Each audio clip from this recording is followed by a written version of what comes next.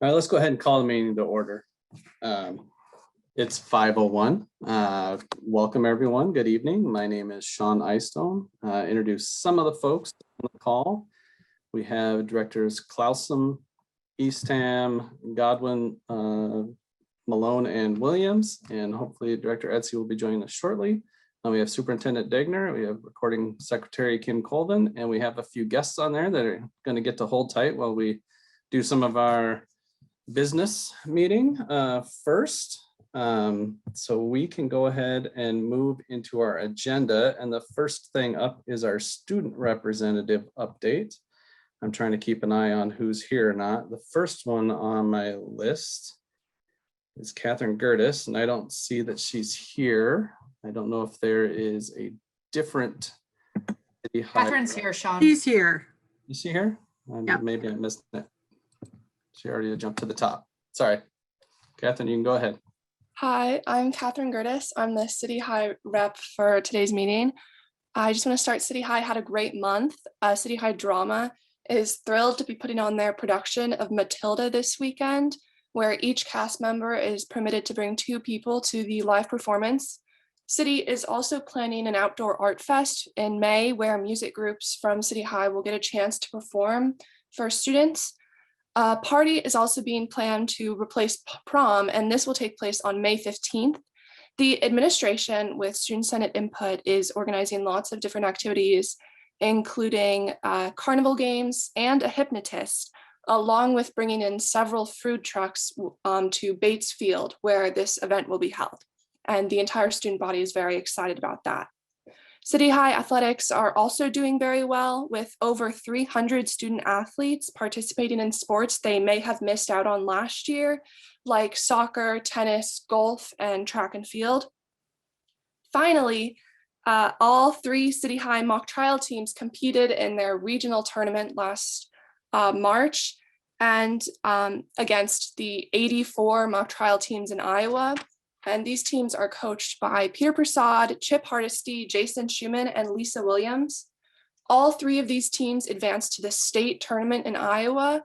And in this initial section of the state tournament, Toby Epstein and Madeline Helwig received all-state witness, and Shoshi Hemley received all-state attorney.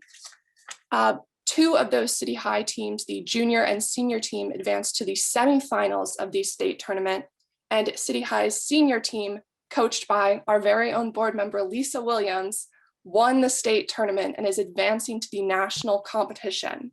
So they were first out of the 84 teams in Iowa. And so, yeah, City High is doing very well this month, and the mock trial team is excited to be competing in mid-May in the national tournament. Thank you. All right, thank you, Catherine. Next, we have West High, and Paras Basuk, I think, is here.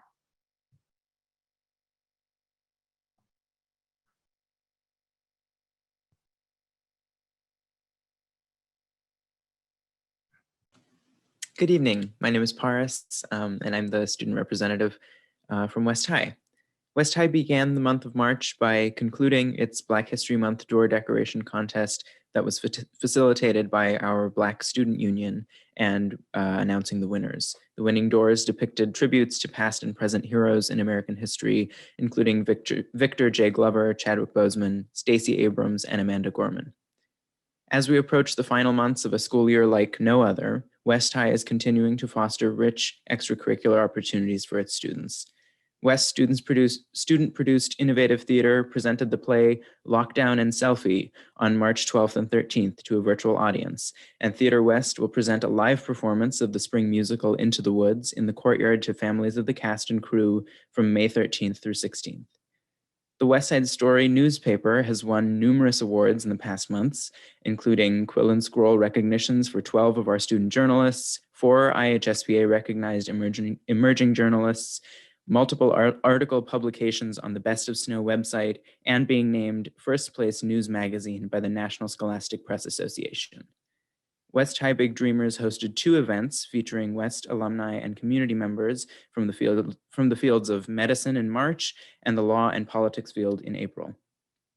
At the State Science and Technology Fair of Iowa, 6 West High students were awarded, including Shreya Kular, who won the statewide grand prize and will continue on to compete at the International Science Fair. In other science news, Regeneron Science Talent Search Seaborg Award winner and West senior Deja Taylor has been featured in various news publications, including the Washington Post, NBC, and NPR for her accomplishments in scientific research.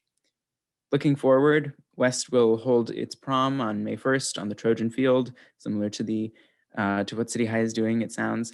And the West High orchestras will perform their first live concert of the year on Thursday, May 27th in the Coralville Marriott Hotel and Conference Center's parking garage for a limited audience. Thank you for your time this evening. Thank you, Paris. I appreciate it. Next up, we have Tate High. I don't know, is Chris Platt here?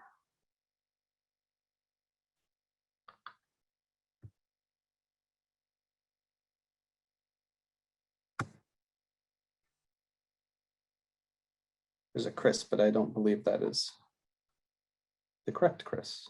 I could be wrong. And for Liberty, I have Elizabeth Wagner, and I don't see her on here either. So if there's anybody from Tate or Liberty that is going to be a student rep, if you could raise your hand, then we could call on you. Going, gone. All right. Thank you to our students for that update. Now we'll go ahead and move on to our next item, which is our ICEA update, and I will pass that off to Brady. Thanks, President Isone, directors and guests.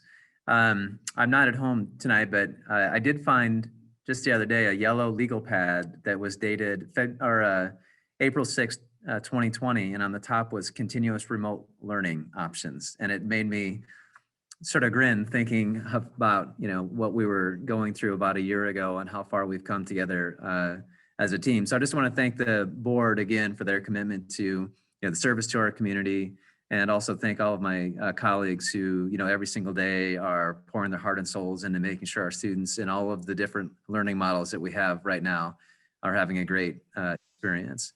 And I guess the last thing I'd like to just thank, and I see that they're here with us tonight, we have some tremendous community partners, and probably none have been stronger than the Johnson County Public Health folks. And so I just want to extend from the Iowa City Education Association just a thank you for everything that you have done for our community, for our district, and that you continue to do. There's absolutely just no easy answers to any of these dilemmas that you're facing or that we're facing, but I just want you to know that we really appreciate all the work you've done for us. Thank you. All right. Thank you, Brady. Appreciate that. So we will move into our community comment portion. If you are on the call and you would like to speak to us, you can use the raise hand feature at the bottom of your Zoom screen, and I will call on you in the order that you're on my screen anyway, and then Kim will grant you the rights to speak, and you will have 4 minutes to speak. And first up, we have Kaylin McCain. Kim. Great. Hi everyone. I'm Kaylin. I'm the head coach of the Liberty Debate Program. I wanted to discuss with y'all the district's ban on Discord that was announced earlier today. The online chat sort of platform. On April 15th, according to the email today, Discord will be blocked on like all district devices and on district networks. And we in the speech and debate programs are kind of unhappy with this. This year during the pandemic, we've had to do debate tournaments entirely online, and that has made Discord absolutely essential. Tournament rules require that kids be in their debate rooms or like their Zoom calls where the debates are happening at least 15 minutes before the round. But that 15 minutes is still a very important time for us to coach the kids. And Discord has provided us a way to have both a means of text communication with the kids and to share files and to hop in separate voice chats with them so that we can coach them before the round. And I can say in absolute confidence that without Discord, we absolutely would not have had a debate program this year at Liberty West or City. We've really coordinated with one another this year through Discord, actually. we've looked into other platforms because we know that Discord isn't like necessarily sponsored by the district, and we have found really a lot of problems there. Email chains, we have a real heck of a time getting kids to respond to. And we also have to like get a response from kids and then tell everyone ourselves to relay the information to like one person at a time, and that's tedious. And for other things that are more professional, like Slack, we found that like they don't have the versatility or like to cover chat functions and voice chat functions and file sharing and all of that. They are really sort of oriented towards just one thing. And while I recognize that the decision to get rid of Discord was a decision made by the help desk and not necessarily discussed by the board, I thought it best to sort of appeal to whoever we could. Other platforms just haven't really worked, and I think that like I would like some sort of action to be taken here, whether that's in some way preventing the Discord block, or like in general sort of finding other ways to address problematic student behavior online that does not ban helpful academic tools. I would also love to hear, just like before the ban happens, any kind of reason for why the ban is happening. And I don't know, I think there are plenty of solutions here that can work for everyone, like not blocking it on for high schoolers, or at least delaying the block for long enough for those of us in extracurriculars that rely on Discord to find other platforms. Because without this program, the speech and debate programs at these schools would collapse. I'm happy to answer any questions that you all have about this. I believe that another coach from West High, Kyle, is on the call. They might have more to add about it if y'all don't have any questions for us. That's it for me. You can stop the time. Thanks. All right, thank you, Kalen. I appreciate it. We'll move on to our next person, Mark Thompson.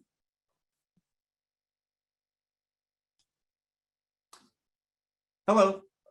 Hello. Can you hear me? Yep, go ahead. All right, camera. Wish I could get, can you see my camera? Well, if not, then I'll just, it's good speaking. Hello, my name is Mark Thompson. I'm a lawyer here in the local, working locally here in Iowa City for the last 15 years. And my son, Truman Thompson, is a student at City High. He runs cross country, swims, and is currently on the track and field team. And my daughter, Lucy Thompson, she's at City High as well. She's on the cross country team and the golf team. Today, I'm going to be asking you to consider reducing the period of time on the quarantine for all students, follow the recommendations from Iowa Department of Public Health and the CDC guidelines, and allow exceptions for students who have been vaccinated, wearing masks, and negative tests. I'm, of course, bringing this up because my son Truman has been forced into quarantine pursuant to this school board's policy. School board, of course, has an obligation to act in the best interests of students. Students are suffering an immediate and definite harm by being forced to remain home from school and extracurricular activities. The harm to students can be directly quantified by the missed classes, missed sporting practices, and missed competition. The board is attempting to balance this harm by implementing a policy which is not based on hard data, runs contrary to the recommendations of the CDC, Iowa Department of Public Health, and other local school districts. As you know, this policy is a forced quarantine for all school activities for 14 days. There are no exceptions. There's a complete lack of due process and no opportunity to have a hearing or contest the quarantine. The CDC recommends a 10-day quarantine without testing, or 7 days after receiving a negative test result. That is also what is recommended by the Iowa Department of Public Health.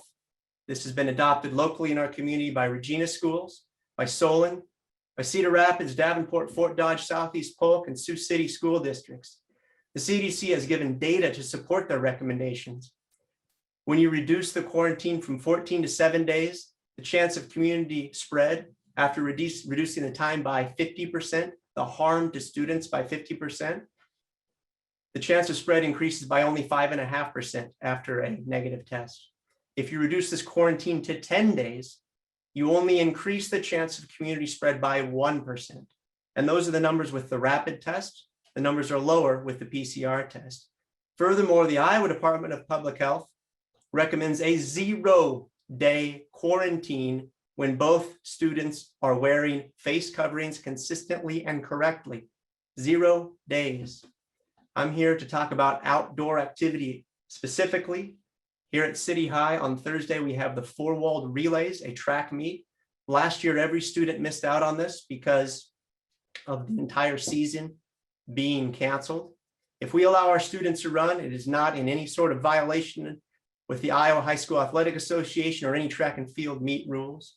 For my son, this would be his 10th day post-quarantine.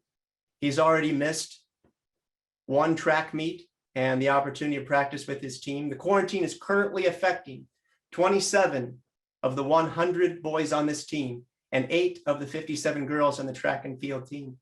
We cannot compete against other schools when our teams are not at full strength. This is an important competition for all athletes, as is it an opportunity to qualify for the Drake Relays on April 22nd. My son was pulled from class on April 5th. He's missed track meet and practice. I've never called the school for any other issue. I've spoken with everyone from the assistant coach up through the athletic director and the superintendent. They all agree that Truman should be allowed to run. They sympathize with me, but their hands are tied. Please take action immediately so Truman and other athletes can compete on Thursday. Thank you, Mark. I appreciate it. Next speaker will be Kyle Koff.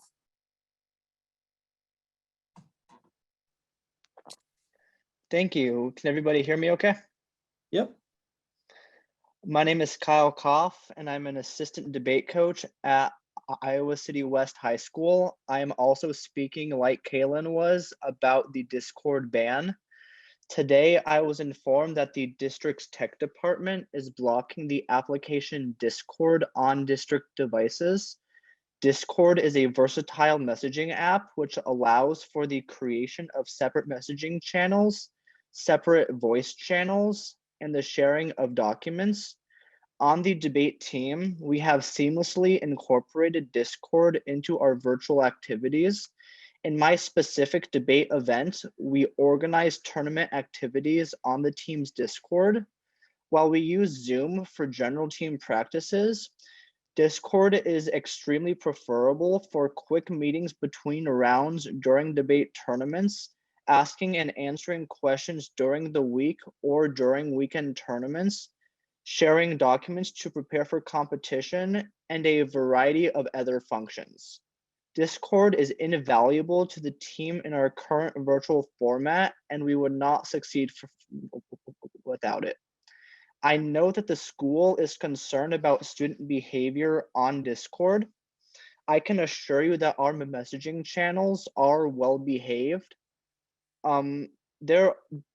This is required because multiple adult coaches who are staff members and teachers employed by the district are also in the Discord channel. These adults, including myself, supervise the Discord for poor behavior, which guarantees accountability. In addition, banning Discord will not solve the issue of student behavior.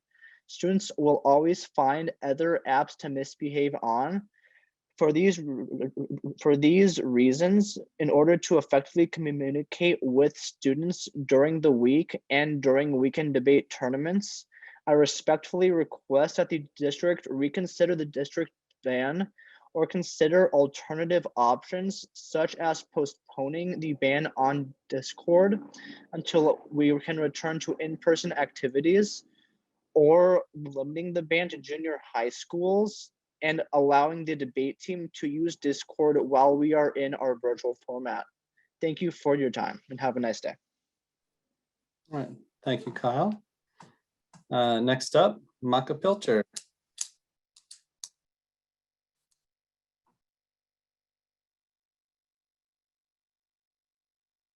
Hi, can you hear me? Yes, we can. Okay, hi everyone, it's Makapilcher and thank you for all of your service. I am just going to mention some concern I have. My daughter gets to play a spring sport. We're so excited. It's track, and the first two practices yesterday and today, when we have perfect weather, the athletes had to meet inside before heading outside. My request is that we have the safest procedures possible, why not err on the side of safety? So I brought to the administration's attention that we're meeting inside instead of meeting outside. The answer was they're just in there for a little while. I don't understand why our coaches would not be receiving instruction to avoid unnecessary indoor shared space when our numbers in our county are going up and when we have variants that we don't know that much about. These are 7th and 8th grade students that are doing track and field for fun. And I just don't, we're so close to having a vaccine that I just think we have to operate with sort of a reasonable amount of caution. And I don't feel that that was the message conveyed to our coaches. I don't say this as someone who takes sports lightly. I coached high school sports. I was a coach for a lot of my life. I was an athlete in high school. I think they're really important, but they're not more important than erring on the side of caution. So my comment is not about the length of quarantine or anything like that. It's about just making sure we as a district aren't getting safeguard fatigue. I think we've been lenient with sports, and I've made that clear throughout the year. I think we put sports on the same level as education, which I am baffled by, but was told it's a political decision. I think at this point, we have 2 months left. The vaccines are around the corner for these kids. Let's err on the side of caution and not have kids go inside when there's literally no reason to have them go inside. When we do that, we signal to these kids that, you know, there's more of a gray area than we need to. How about instead we say, hey kids, this virus is still here and we're still going to play it safe, and you're athletes and we want you to enjoy this and we want you to be healthy. So we're going to play it safe by meeting outside to take attendance instead of coming into the gym. I just think we need leadership to be voicing again, to renew our caution about, hey guys, we're getting a little lazy. All of us are. We hate this. It's been miserable. Let's play it safe. Let's be outside when we can. And I bring this up because I want to know what the district's going to do when we have rainy days for 7th and 8th graders. These kids aren't getting looked at by college scouts. All right. What are we going to do for these junior high kids if it's rainy? Are we going to have them practice inside? If so, that should be a written policy that all the parents are aware of, because a lot of us looked at this as an opportunity for an outdoor, safe sport activity. Thanks. You can mute me again. Thanks, Mike. I appreciate it. Next up, we have Poppy Dada.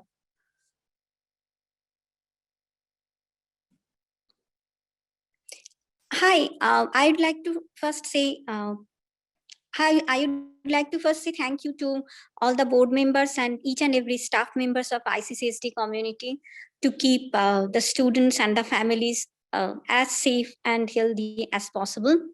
I have a question and a comment. My question is, my child is an elementary grade and currently in online only program.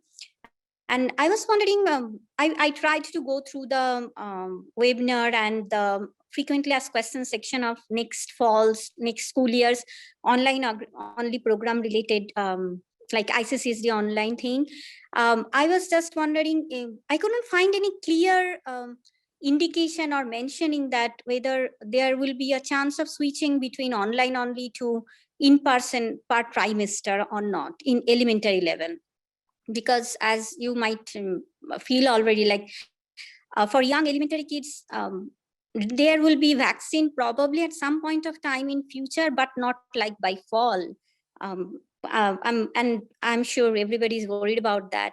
So I was wondering, what are the switching options? Will there be any switching option? If yes, what are the options? Like every trimester, at least till next spring? I know I'm expecting too much from ICCSD, but till now, ICCSD has helped so much to keeping everybody safe that it's just my query. And the comment is about, there are a lot of information you are providing very kindly in ICCSD COVID dashboard.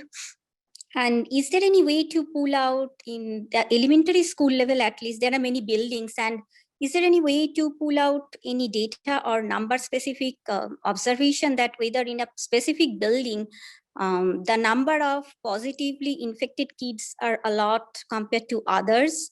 Not like if there is 10 quarantined kids in building A and there are 10 quarantined kids in building B, is there any way to confirm that building A quarantined kids are getting more positively tested? What I'm trying to mean is the indoor air quality of building A is comparable to building A or not? If not, then probably you have noted that CDC is already mentioning that, well, disinfecting surfaces is great and everything, but for a respiratory virus, indoor air quality handling should get more attention. It's way more important. So in a school where there are more than 400 kids attending and the kids are really young, so is there any way to revisit the indoor air quality situation and improve or modify something? I know money is always a concern, and for everybody, from a family to a school board to a state, it's always a concern. I understand, and I have no idea where, like how to, if somebody asks me, so what are you suggesting for funding? I don't know. What I am suggesting is there any way to look at those numbers from COVID-19 dashboard and infer anything or like correlate anything with indoor air quality of buildings, overcrowded old buildings? If possible, is there anything anybody can do to help the young kids till the vaccine for the young kids are actually there to be like approved? So that was my, I guess, comment. And thank you so much once again for your time and everything you all are doing. We are really fortunate to have such a great school district. Thank you very much. All right, thank you, Poppy. Next up, Amal El Taib.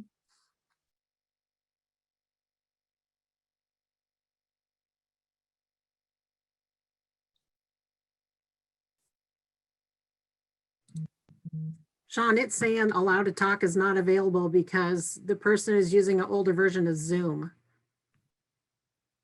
I've heard. Hold on just a second. Let me see if I can try something here. Here, I'm just going to promote them to panelists and then I'll remove them when they're finished.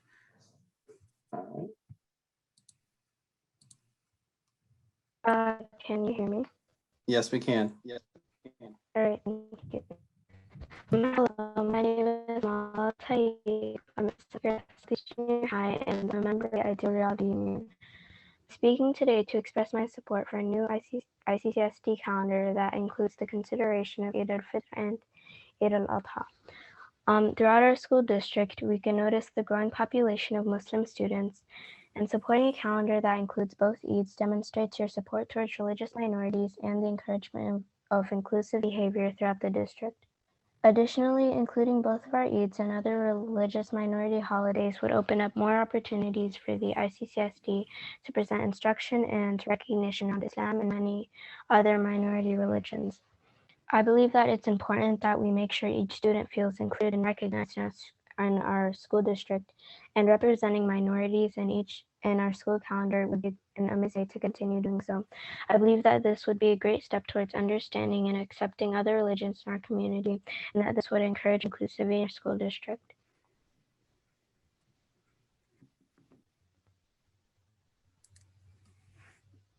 Okay, thank you very much. I appreciate it.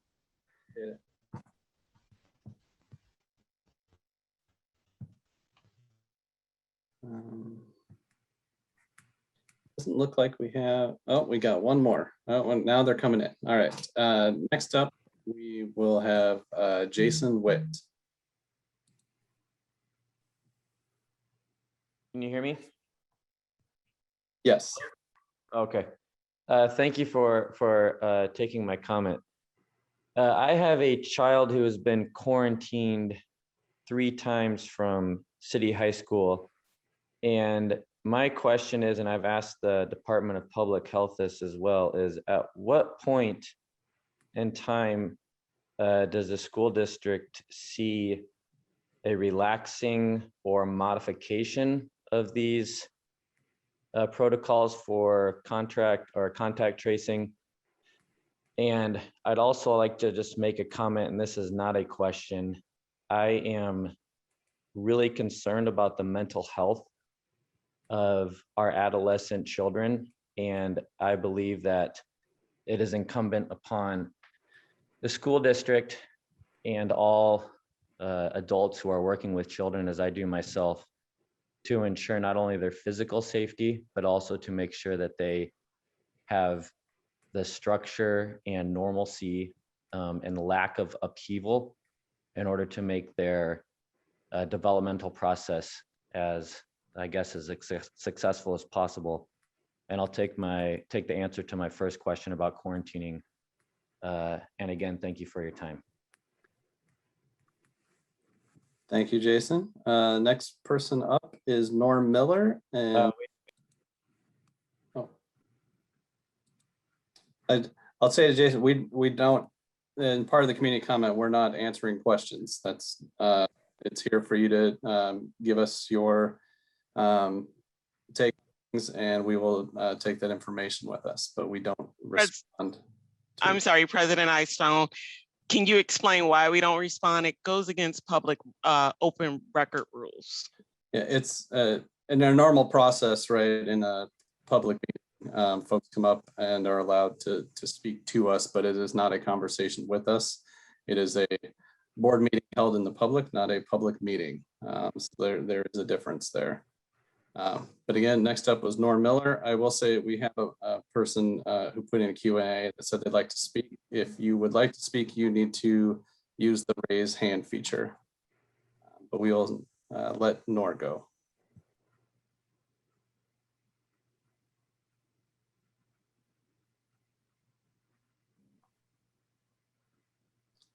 Nor, if you'd like to speak, you need to unmute.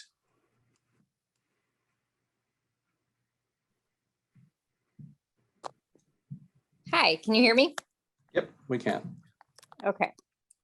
My comment pertains to the consistencies and inconsistencies that I'm seeing and hearing about in the district regarding COVID and masking and certain things that are happening and other activities that can't happen. For example, and I'm not 100% sure if everything I'm hearing is true, so take that for what it is. But, you know, we had wrestling, but orchestras not performing. Some outdoor sports teams are masking, others are not. And so I guess my comment is, if we're trying to tell students that we are following protocols that are directed by science and scientists, but there's major inconsistencies throughout the district, it kind of loses its weight. And I think it can be confusing for kids, and they just have less understanding of why certain things are happening to them and not to other people. And that's my only comment. Thanks for listening. All right, thank you, Nor. And also, as I mentioned earlier, part of our policy on community comment is folks get one chance to speak. So I am going to go ahead and move on to our next agenda item, which is approving our agenda for tonight's meeting. So I would entertain a motion. I move that we approve tonight's agenda. A second, Charlie. All right, Kim, I think we'll be ready to vote here.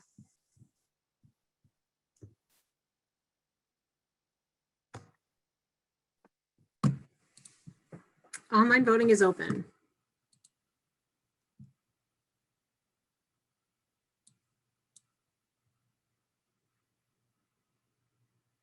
All votes have been cast and the motion carries with all directors voting in favor. All right, thank you, Kim. Next up, we have our consent agenda. Were there any questions from directors on the bills?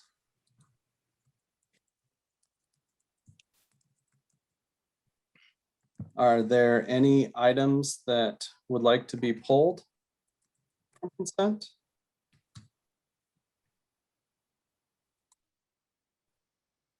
All right, if not, I would entertain a motion to approve our consent agenda. I move that we approve tonight's consent agenda. Second. All right, Kim, ready to vote? Online voting is open.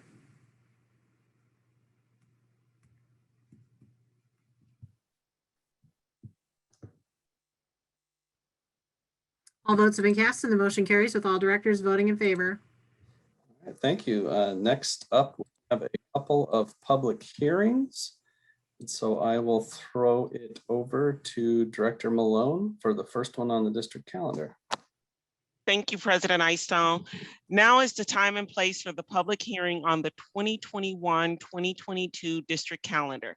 The purpose of the public hearing is to receive public input on the 2021-2022 district calendar. Are there any comments from the board?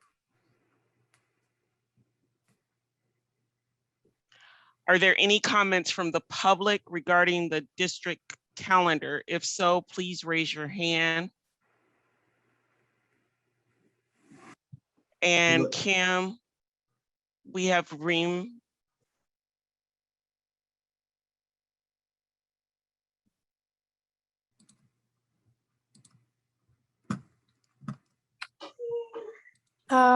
Good evening. Can you hear me clearly? Yes. Perfect, thank you. So good evening, everyone. My name is Reem Purja, and I'm the one working on the NEC campaign, also known as the No School on ETH campaign. I would like to make my final statement before the voting. I'm speaking today to express my support for an ICCSD calendar inclusion of Eid al-Fitr and Eid al-Adha. We see an increasing number of Muslim students in our district, and your support of this calendar demonstrates support and inclusion of the ICCSD's Muslim student population. Furthermore, including the two Eids in the ICCSD's calendar will open opportunities for the ICCSD to present instruction and recognition around Islam, which will be a strong step towards understanding and tolerance in our community.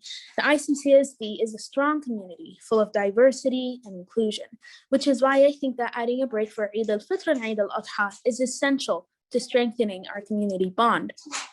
The ICCSD encourages tolerance and acceptance, but to be able to fully claim that, we need to revise our calendar. We have gotten almost 7,000 signatures on the petition so far, and I hope that is enough to persuade you that we not only want this, but we need this. From many, many comments on the petition, here are just a few. Brenda stated, "This is an unfair decision of the school board. These children should have the same rights as the Christian counterparts. This is a no-brainer. Fairness and equality is the American way."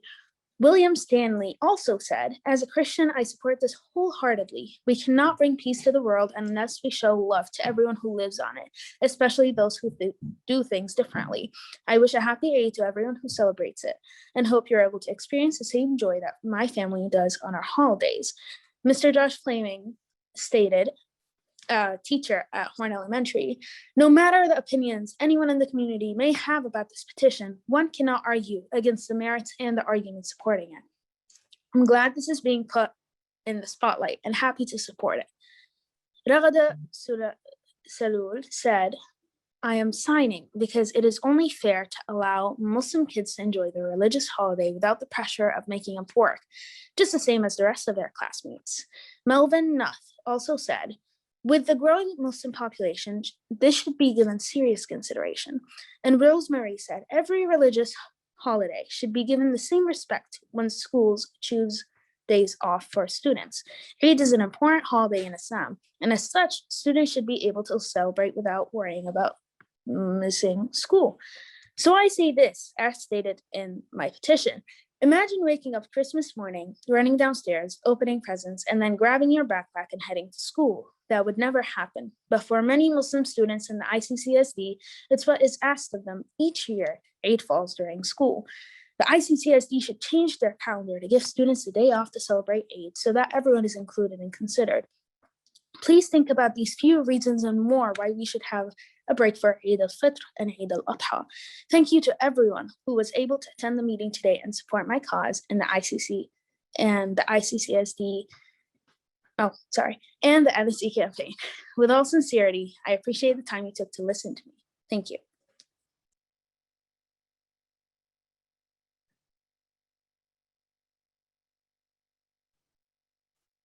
I'm not sure if I'm calling on people or if Director Malone is, but I unmuted. So next up is Mina Abdallah. You guys hear me well? Yes, we can hear you. Okay. Hello, my name is Mina Abdullah and I'm a part of the Ideal Reality Union. I am speaking today to support the NSC or No School on Eid campaign. I would like for this to happen because I think everyone deserves a chance to enjoy their holiday for one day without worrying about school or missing tests or any homework and just relax. I also support this because I myself am a Muslim, and if this happens, it would be a great impact not only for me, but for the whole Muslim community. This would also make Muslims feel included and more fit in because their holiday is being represented at the ICCSD. I also wanted to thank everyone who is supporting the campaign and for everyone who took their time off their schedule to either sign the petition or support us in any way.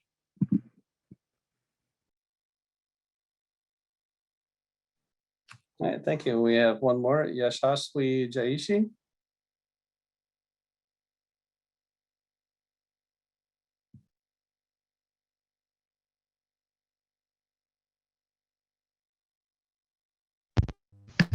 Can everybody hear me properly?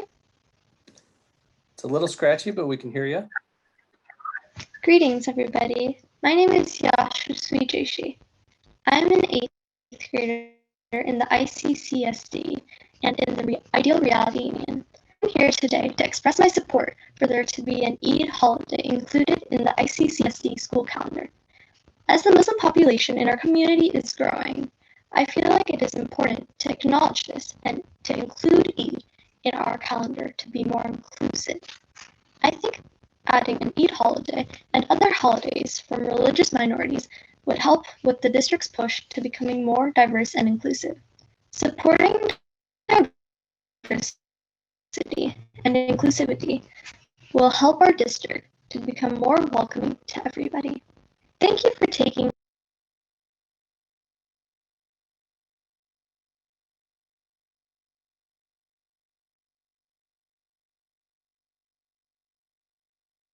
Oh, kind of lost her there. All right, Jason Witt raised his hand again. I'm going to call on you, but this is a public hearing on the calendar, so I hope that's what you want to talk about.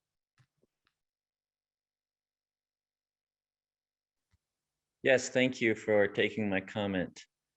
I would just like to comment that we need to have a calendar date for when some form of a uniform policy and protocol, as referenced by Norm Miller's comments. There needs to be a calendar date that parents can refer to or reference for their children. I think that this is as important as the religious freedom aspects and all the holidays that we are discussing, which are absolutely something that we need to include in our community. I'm 100% behind this meeting, but I also feel like there has to be something that parents can relay to their parents or to their students, pardon me, as opposed to we don't know, because that is damaging to their mental health. And I'd also like to comment that during this mental health and pandemic crisis, to say that during a board meeting, parents' questions will not be answered, that's, I think, kind of missing the point of parent-student relationships. Thank you. Thank you, Jason. We have one more, Rebecca McKaylee.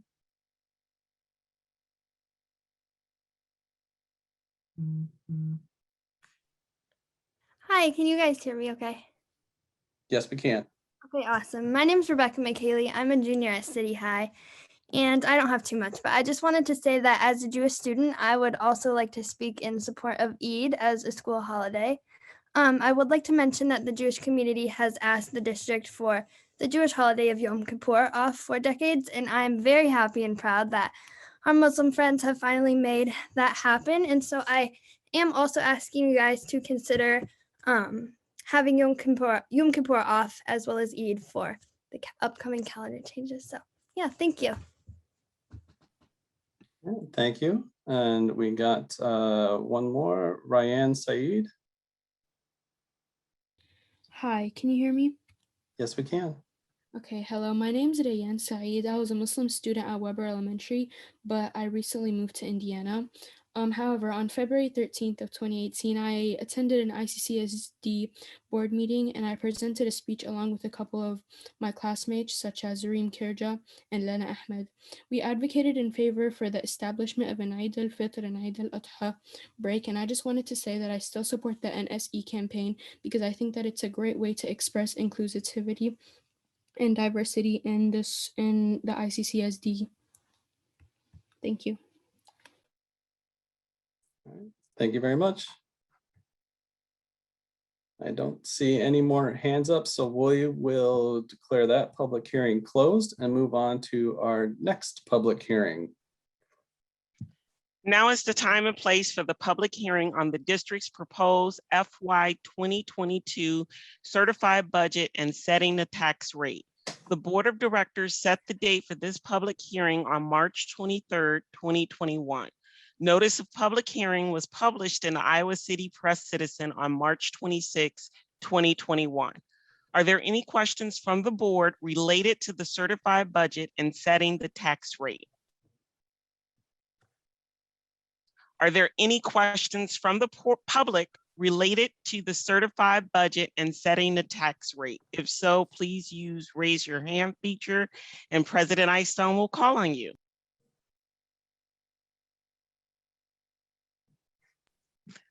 All right, I think there are none. Yep, we will close this public hearing and move on in our agenda. Next up is the big topic of return to learn, and I will pass it off to Superintendent Degner.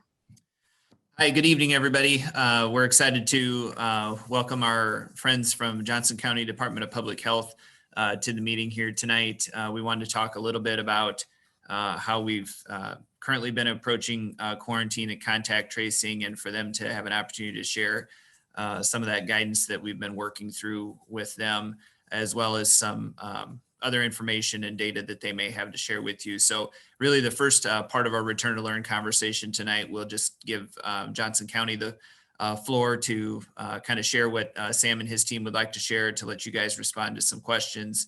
And then we would excuse them for the evening and continue our conversation along with some of the other items we wanted to get to tonight. And so you can see that we have several return to learn items listed there. We'll continue more of this quarantine conversation after you get a chance to speak with these folks tonight. So Sam, with that, I'd kind of turn it over to you unless you need some better direction from me. Yeah, thank you, Matt, and thank you to the board for having us. As always, greatly appreciate the coordination and communication with the school district. We absolutely appreciate all the support and coordination from the safety team at Iowa City School District and the school nurses. So again, really appreciate that, but would like to pass it over to Jennifer Miller and Jake Riley, our disease prevention specialists, where they'll provide updates and other clarification for consideration. So Jennifer and Jake, I'll pass it to you. Hi, I'm Jennifer Miller. I'm Jake Riley. And we are disease prevention specialists here at Johnson County Public Health. We'd like to give you a quick overview of our disease tracking. Whoops, and not that screen. I wanna, let's see. Is that right? I am not being able to share my correct screen for our, sorry, PowerPoints.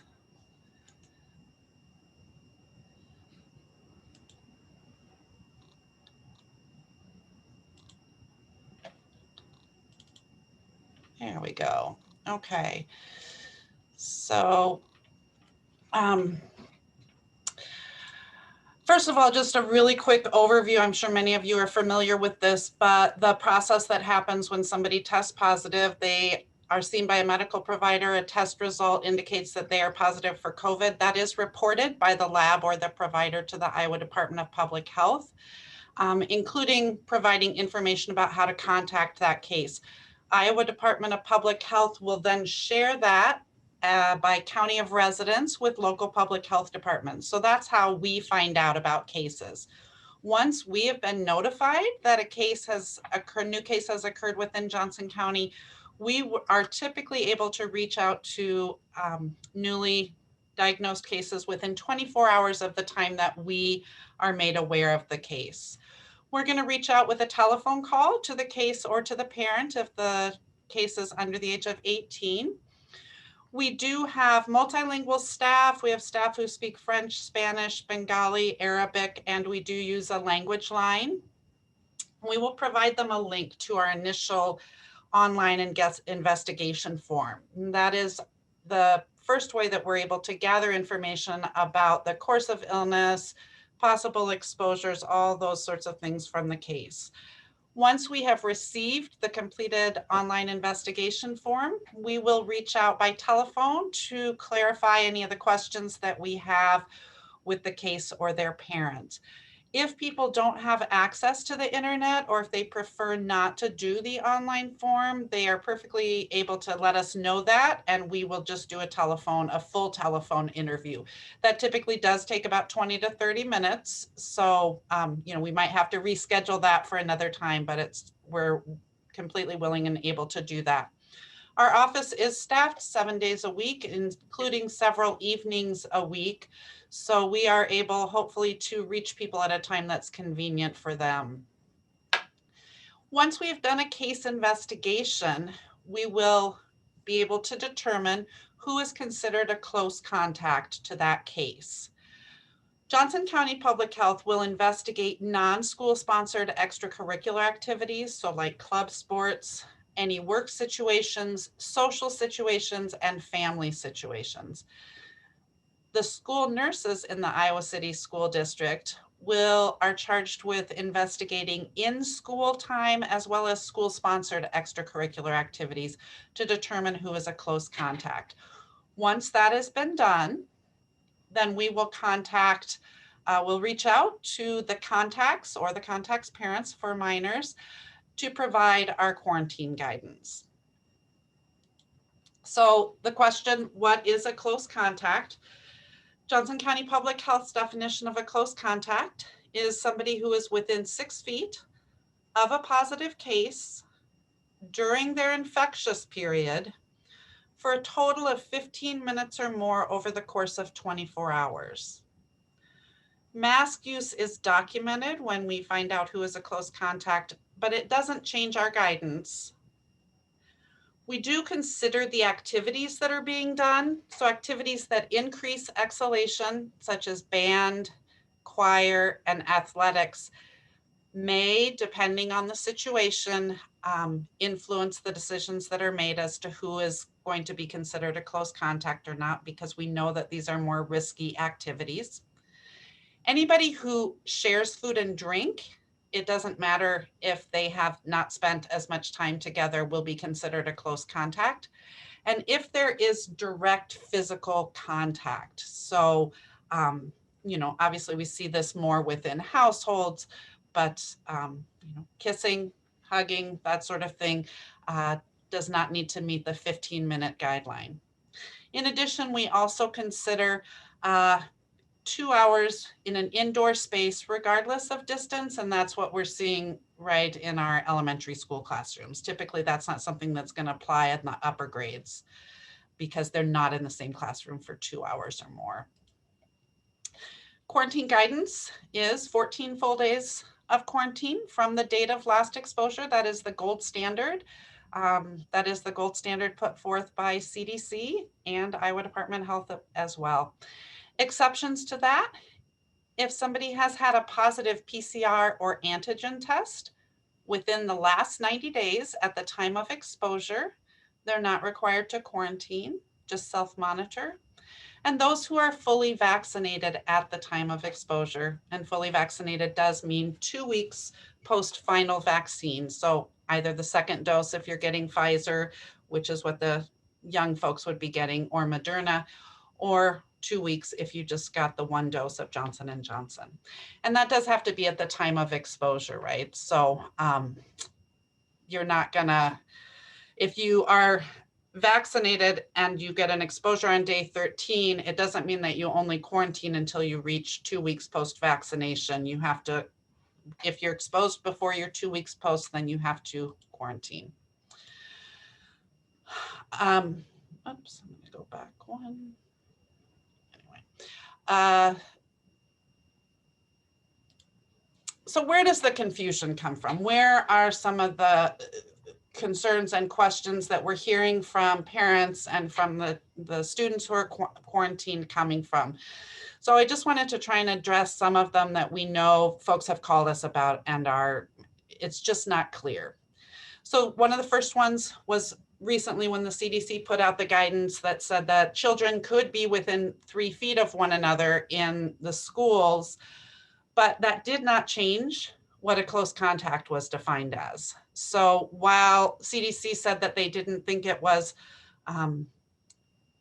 as important to keep children 6 feet apart because they weren't seeing as much transmission, it risks that the children are going to be closer together and there's going to be more folks who are going to be considered close contacts.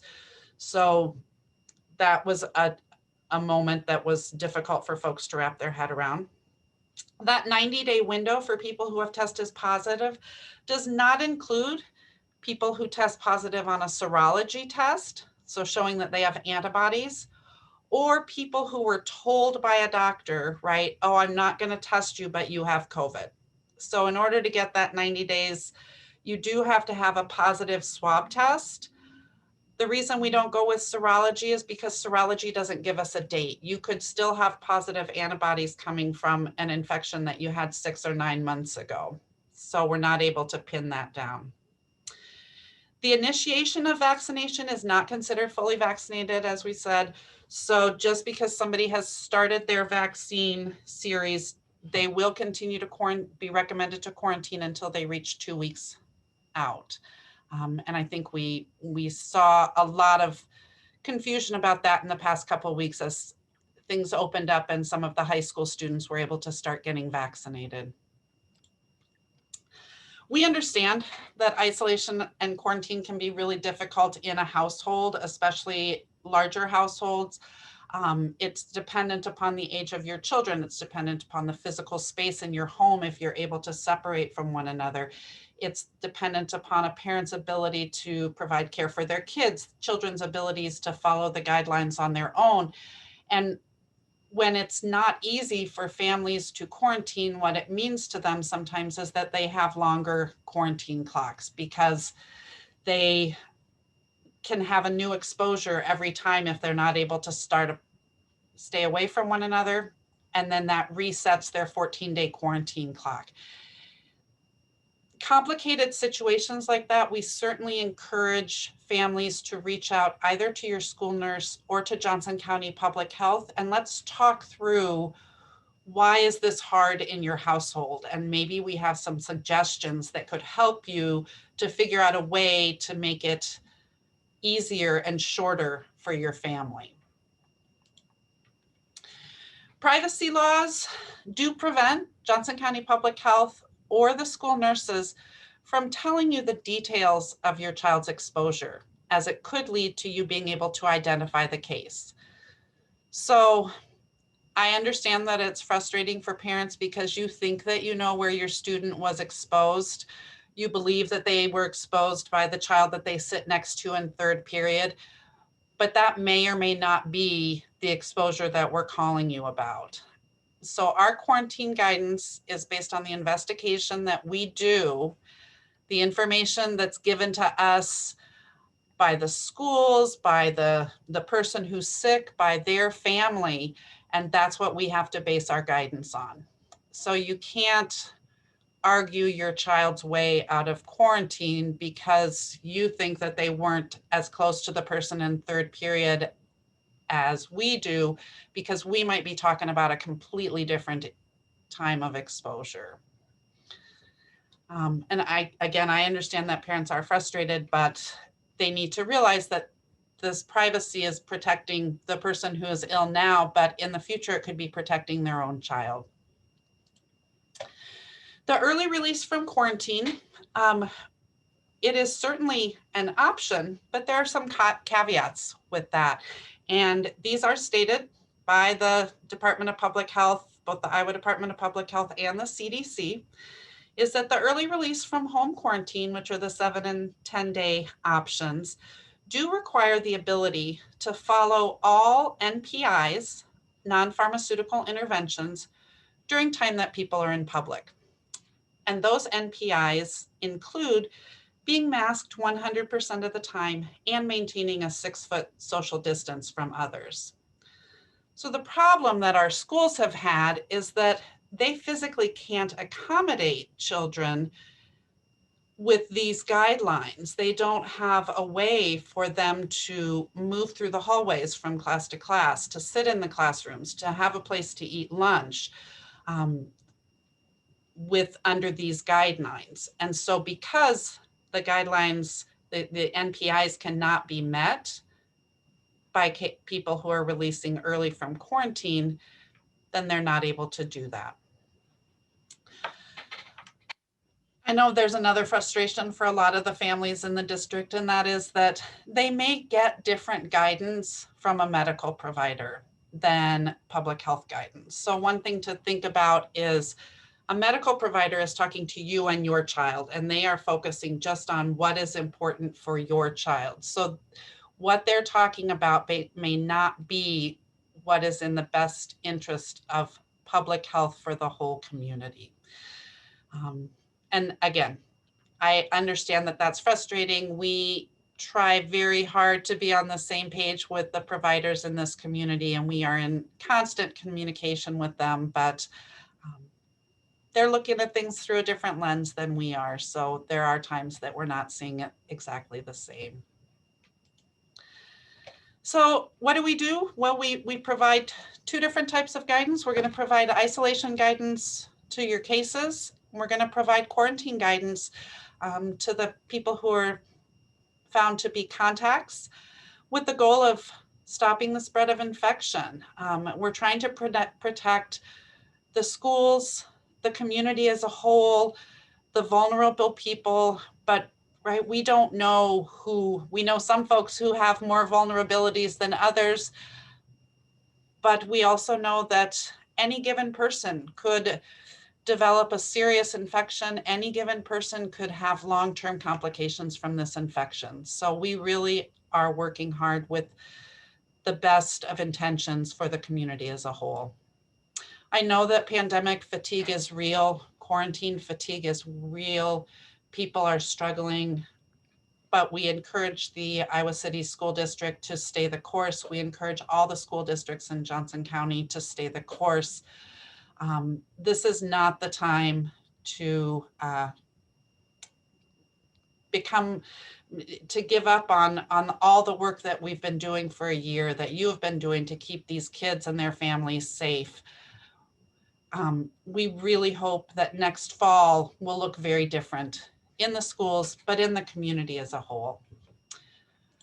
I'm going to pass this over to Jake now, because we do have some actual data that we'd like to share with you that does support what the guidelines and the recommendations that we've made to the school district. Thanks, Jennifer. Yeah, so we actually, we provide this guidance, and we have to record a lot of it to submit to the state and everything. And so we try to take a look at that data and use it to inform our guidance whenever we have an opportunity to do so. So what we looked at for this round was local data that was collected for contacts who were exposed between October 13th and February 14th. So the cases would have been ill within usually at least 10 days of that. And what we looked at was information for non-household contacts, because the mask guidance, wearing one or not and having to quarantine, does not apply to household contacts. So household contacts are excluded from this analysis. Non-Johnson County residents were excluded from this analysis because we don't have access to test results for those individuals. So we included non-household contacts with both known exposure information and confirmed laboratory test results. And the exposure information, as Jennifer mentioned earlier, we get that from the case investigations. We can't get that from the contacts themselves because the contact may think they know who exposed them, but we can't share that information. So we can't ask them if they were masked during this exposure. We have to rely on information from the case. So of all the people that we looked at, almost 1,000 people were included in the study, a total of 969 contacts, and these ranged from ages 0 to 90. But the majority were kind of in that, 12 to 21, 22 range. Let's see, Jennifer, could you go to the next slide? Perfect. So this just shows the contacts over time. And we had kind of a spike in cases in November. We also had a bit of a spike in contacts in November. The two generally kind of relate one to the other. And so that top line there, everything's a little tiny, but it ranges from October to through February. And that top line is all of the contacts who tested negative. And that bottom line is all the contacts that tested positive. And as you can see, the lines are pretty similar, just that the negative results are higher than the positive results. But that makes us feel pretty confident in our data, because this isn't that the two lines are similar. It's a trend that's been ongoing, everything that we're seeing. It's not something that, because of one weird month, is really skewing our data. So next slide. Thank you. So what we found when we looked at whether the cases and the contacts were masked for IDPH guidance, if both the case and the contact are masked, they don't have to quarantine. If either the case or the contact or neither are not masked, then they still have to quarantine. So those were our two groups. And we found when both parties are masked, there was an attack rate of 12.5%. So 1 out of every 8 contacts ended up becoming ill. When both parties, or when at least one person was not masked, the attack rate was 25.6%, so 1 in 4. So the take-home message from that is that masks work. They cut the rate in half, and that is great. But 1 in 8 contacts is a little bit higher than I think a lot of us would be comfortable with. I mean, that's, if you have a line list, if you quarantine a classroom and say that's 20 kids, I mean, that's 2.5 kids, 2 in one classroom and 3 in the next, that you expect to come back positive, and then you're quarantining all of their contacts. So that's kind of how that relates. We did look at additional variables as well. We looked at whether the case was symptomatic or not at the time of exposure. So this would be the person who tested positive. Were they actively having symptoms when the contact was exposed? And that didn't appear to be significant. The attack rate was 21.5 versus 20.9. So a very minimal difference, which is surprising a little bit, but we didn't specify which symptoms. This isn't necessarily an active cough. It could be just a sore throat or something else. And this isn't necessarily asymptomatic spread. It'd be what we call pre-symptomatic spread. But we know a comment that we get a lot of the times is, but he wasn't even sick when we had contact. And this appears to show that doesn't matter as much as we may have thought. And the other thing that really jumped out at us was we looked at duration of exposure and whether the exposure lasted for more than 2 hours or less than 2 hours. And when an exposure lasted for over 2 hours, the attack rate was again around 25%, which is pretty high. When it was less than that, it was closer to 10%, I think 11% or so. Now this is for the community at large, but we did do another analysis just on school-aged children, age 5 to 18, and the attack rates for the mask effectiveness were basically identical. It was 25.2% when not masked and right at 12% when they were masked, which again, it supports the accuracy of our data that the results are the same for the community at large and these children. It's not one group or one population that's driving these results. So I think that is all we have for our presentation. We welcome any questions from the school board. Directors, any questions you'd like to ask this time? This is Charlie. What's the definition of exposure that you used? I'm sorry, I missed that, I think. Yep, and we used the same exposure as what Jennifer defined earlier, the 15 minutes within a 24-hour period within 6 feet or greater than 2 hours of cumulative exposure, or direct contact, such as, sharing a drink or food or kissing or something like that. Okay, so exposure for more than 2 hours means within 6 feet of each other for more than 2 hours, or not? Am I wrong? In the same enclosed space. Same enclosed space, so it could be in a room. Yes. Correct, okay, thank you.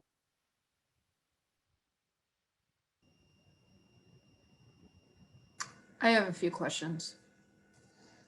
And I don't know, Jennifer or Jacob, who wants to take these, but I guess first, the CDC has said that schools should be the last to close and first to open.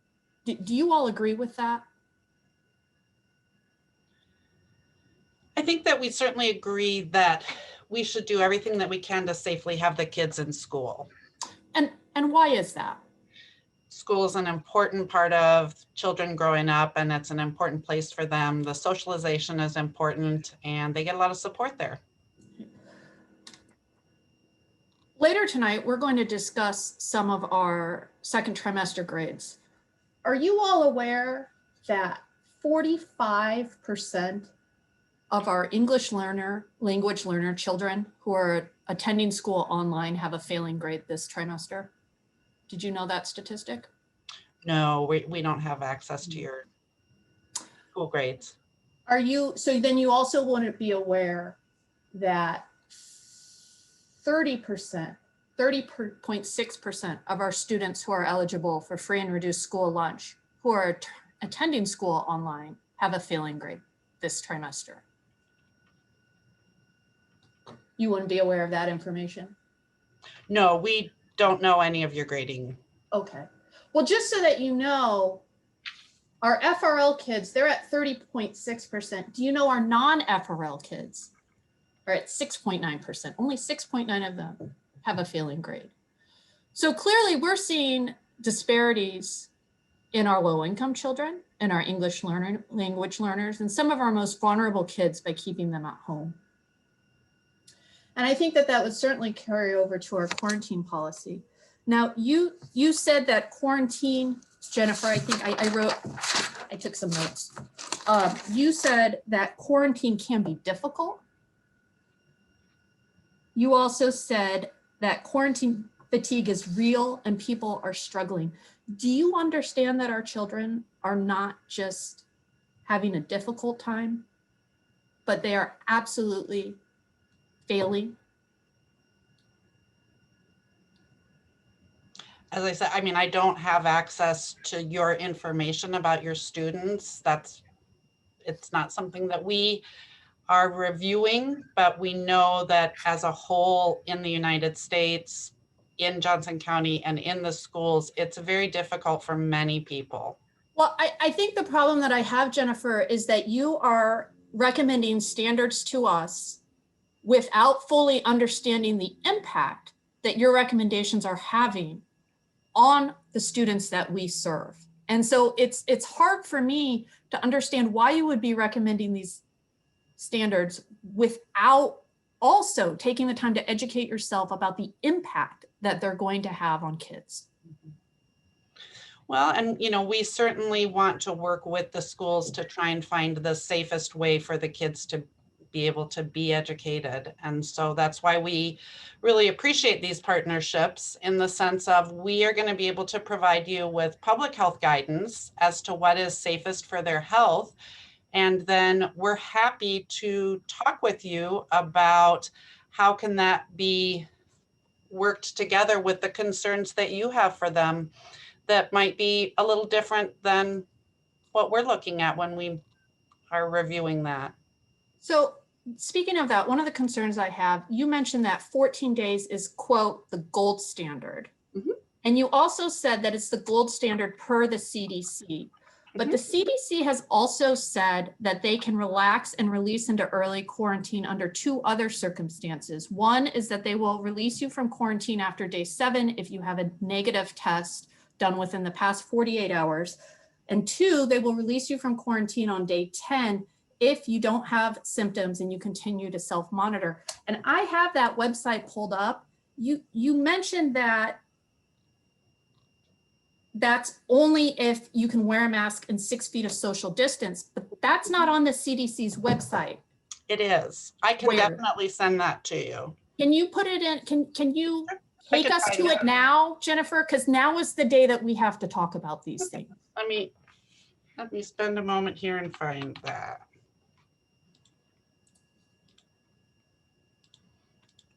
If you have another question for Sam or Jake while I'm looking this up, you go for it.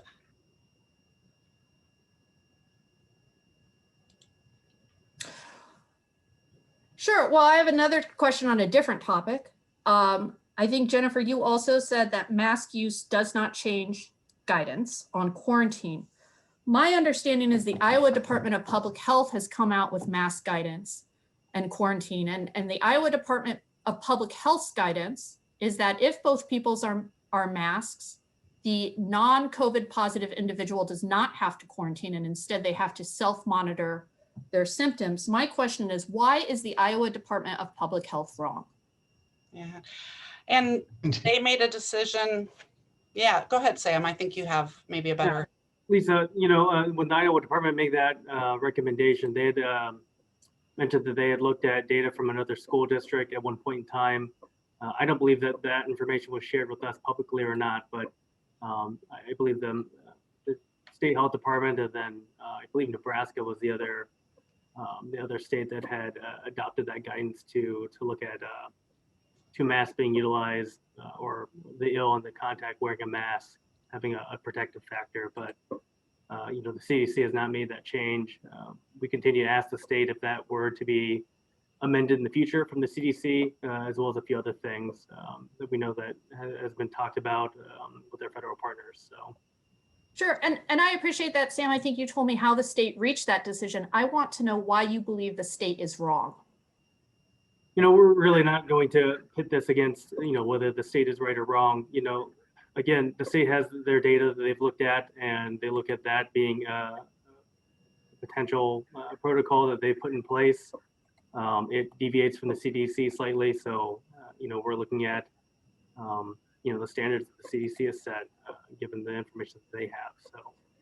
So you're not saying the state is wrong. Is that what I'm hearing? It's a less stringent protocol. So, and I mean, mask use is you know, we've got to look at and factor in the cloth, if it's 2-layer, whether it's worn right. And so, you know, I believe the CDC still states and mentions that that's why mask use is not considered, because they vary so much. And so erring on the side of caution to not consider mask with the contact and mask with those who are ill. So. Lisa, I have that webpage I can show you now if you'd like. That'd be great.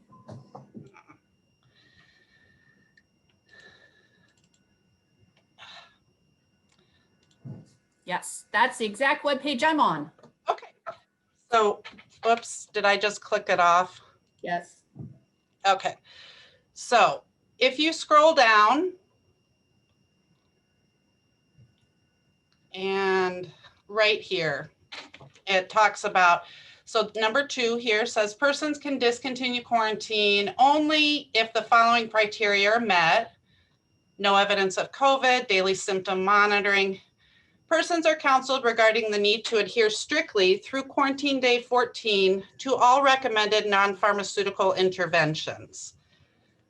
And then if you scroll down, it tells you what non-pharmaceutical interventions are, and that is the correct and consistent masking, social distancing, hand and cough hygiene, environmental cleaning, disinfecting, avoiding crowds, adequate, and you can read that. So Correct. it says that you can release early if you're able to follow those guidelines. And the CDC has said that social distance guidelines in schools are 3 feet, correct? They have said that that is okay in certain circumstances. Yep. Including the schools. Mhm. Yes. Okay. So when it says the NPIs include social distancing, if we're looking at school age children and whether they can go to school and follow the NPIs, it's whether or not they can be within 3 feet social distanced from others. That would have to be something that would be considered with the schools. Well, Jennifer, what you told me is that at the moment they have to we're have going with 6. the They have 6 to have 6 feet of Yep. social distance. And what I'm saying is that's not what I see on the CDC website. What they're saying is social distancing.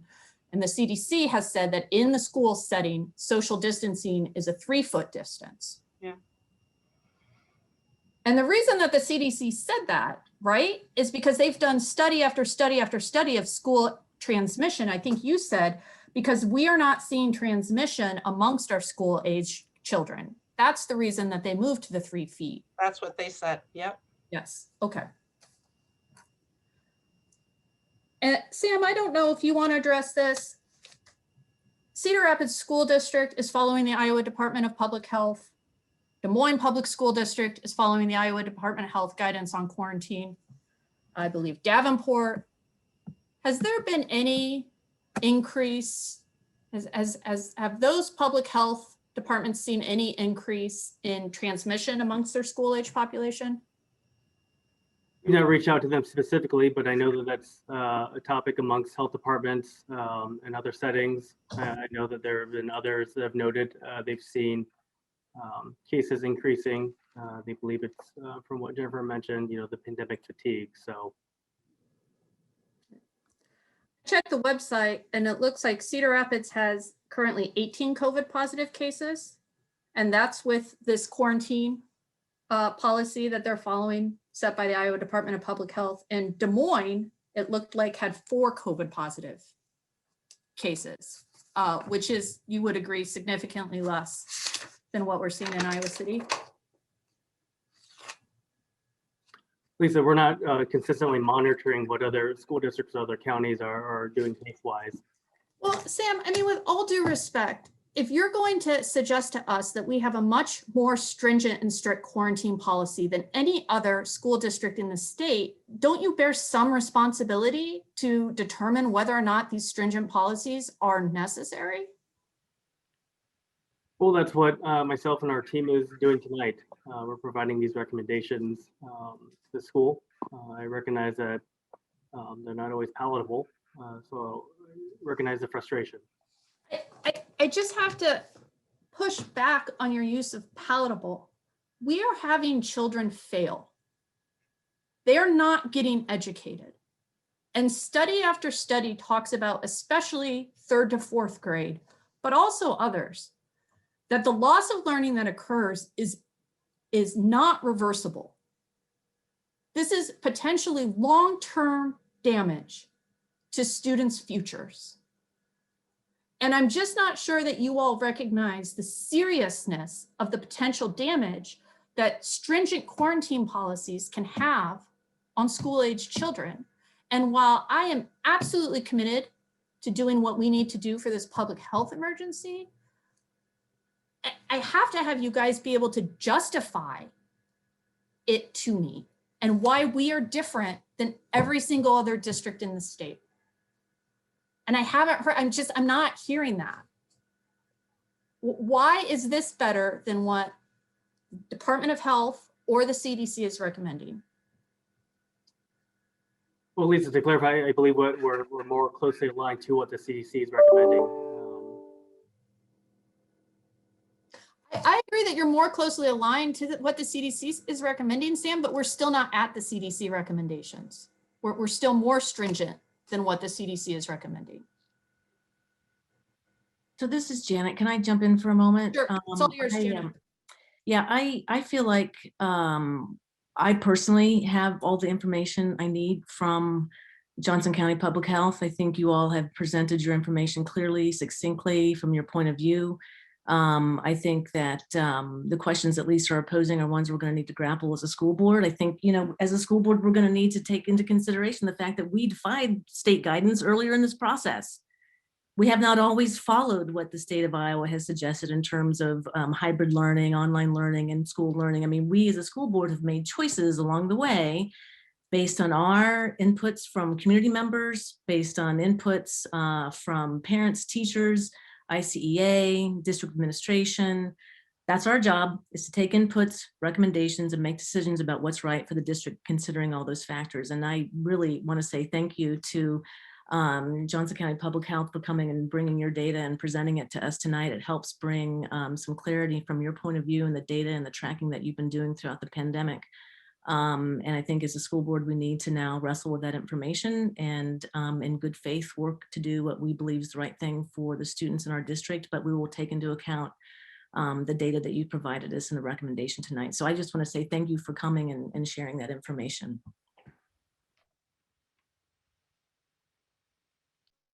Yeah, I just want to reiterate that. I want to thank you folks for coming out and sharing this. I know you guys have all been dealing with this, putting up with a lot. Also, maybe sharing some frustrations with, or I don't want to, say that you're frustrated. I know I've been frustrated with the state. I've been frustrated in the leadership. So I'm not inclined to trust them as much as I have trusted you all. I've just appreciated the information that we've gotten through our admin in their working with you guys. I think that it's done a lot to keep kids safe. I know way at the beginning of this pandemic, for me, something like, one death was too many. And I try to keep sight of that we really are trying to keep kids safe. And then as we relax our protocols, the hope is that kids don't get sick. So I agree, this is information we have to take back as a board and balance that out with our obligation to kind of educate kids and provide that support for the community. So I really appreciate you guys taking your time and spending that with us here tonight and sharing some really great data. I know I learned a lot, and it was nice to kind of see that firsthand.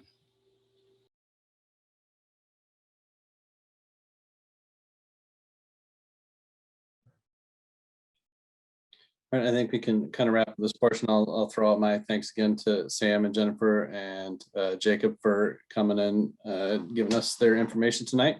It has been a partnership up to this point, which has been helpful in our decision-making process.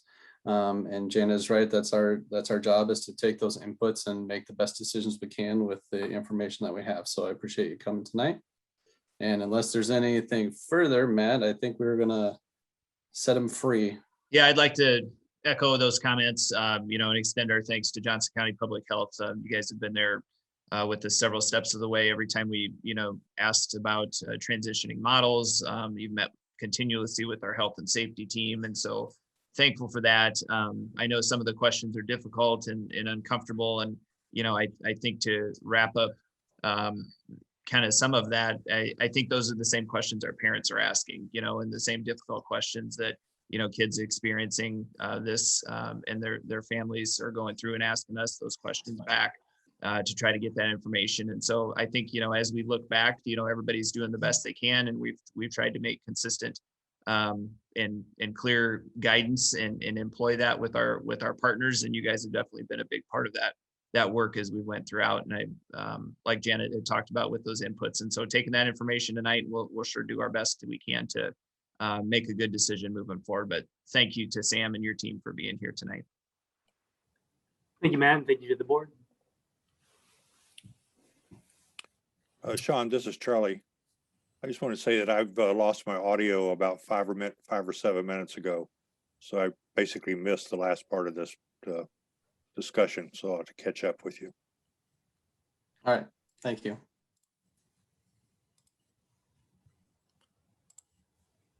All right, Sean, are you ready for me to transition here a little bit? Yep, I think we're ready to go. Kim, do you mind pulling up that Return to Learn presentation that's loaded in there? I'm going to start us off tonight.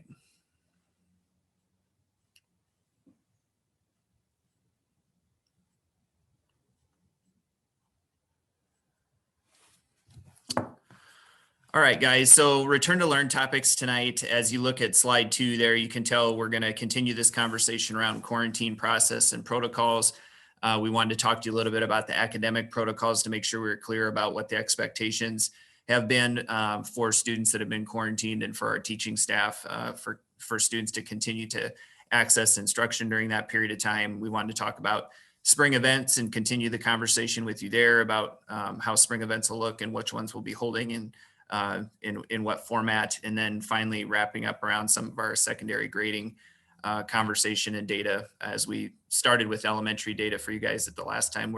We're back with secondary data this time. So with the quarantine piece, maybe the most clear update we can provide with a change is that students with an exposure to someone with suspected or confirmed COVID-19 are not to quarantine if they meet the following criteria. And I think the big one that you see in there is that they're fully vaccinated and 14 days have passed since that second dose. So they're considered fully vaccinated. We've had some questions around that. First, of course, we adjusted staff protocols, and now we've come back to adjust the student protocol that if they've completed that full vaccine period, then they would not be expected to quarantine. There's a few other corollaries in there. Wore a mask during exposure, remained asymptomatic since the COVID-19 exposure, and the school nurse is able to confirm that vaccine in the state IRIS database there as well.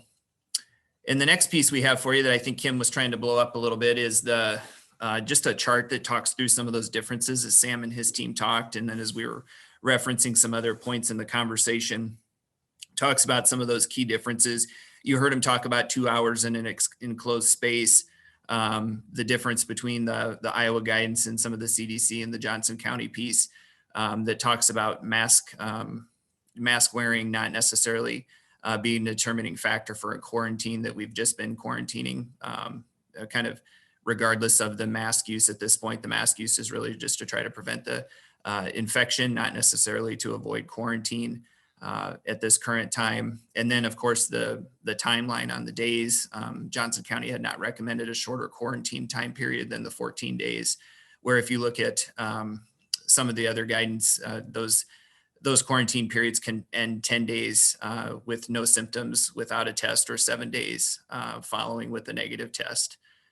So there are some key differences there. I think another thing for us to consider before I kind of give you some additional information that's not on the slide, or some additional, I guess, just commentary that's not on the slide, would be to look at the comparator districts with what we have going on throughout the state. And some of this was referenced in that conversation too, but you see other districts like Cedar Rapids, Davenport, Des Moines, Fort Dodge, Southeast Polk, Sioux City, Solon, close to us locally here, that are following those Iowa Department of Public Health guidelines. We've stayed consistent with Johnson County as they've been our partner through that. But I think the piece I wanted to talk to the board and community about tonight is that we're not only, up against a health and safety battle here. We've heard community commenters talk about their students' access to instruction, the health and safety impact, the mental health impact around around a quarantine, or students that have been in a continual quarantine, maybe that have experienced it 3 different times. We're close to 1,000 students that have been quarantined in the district. And I think it's difficult for us to sustain our current practice of contact tracing and quarantining with the way we're doing it. I'm really concerned about the amount of instruction that kids are missing when they're doing that. We have great teachers that have tried to provide great options, but the weather's improving. I'm not sure that kids are staying engaged with their instruction as they go along, that they're not congregating in other spots. And so I think we have to weigh some legitimate conversation around, is school with some mitigation strategies that we still do have in place, like some safe distancing, some with our mask wearing techniques, that could be a safer experience for them than maybe what they're able to do.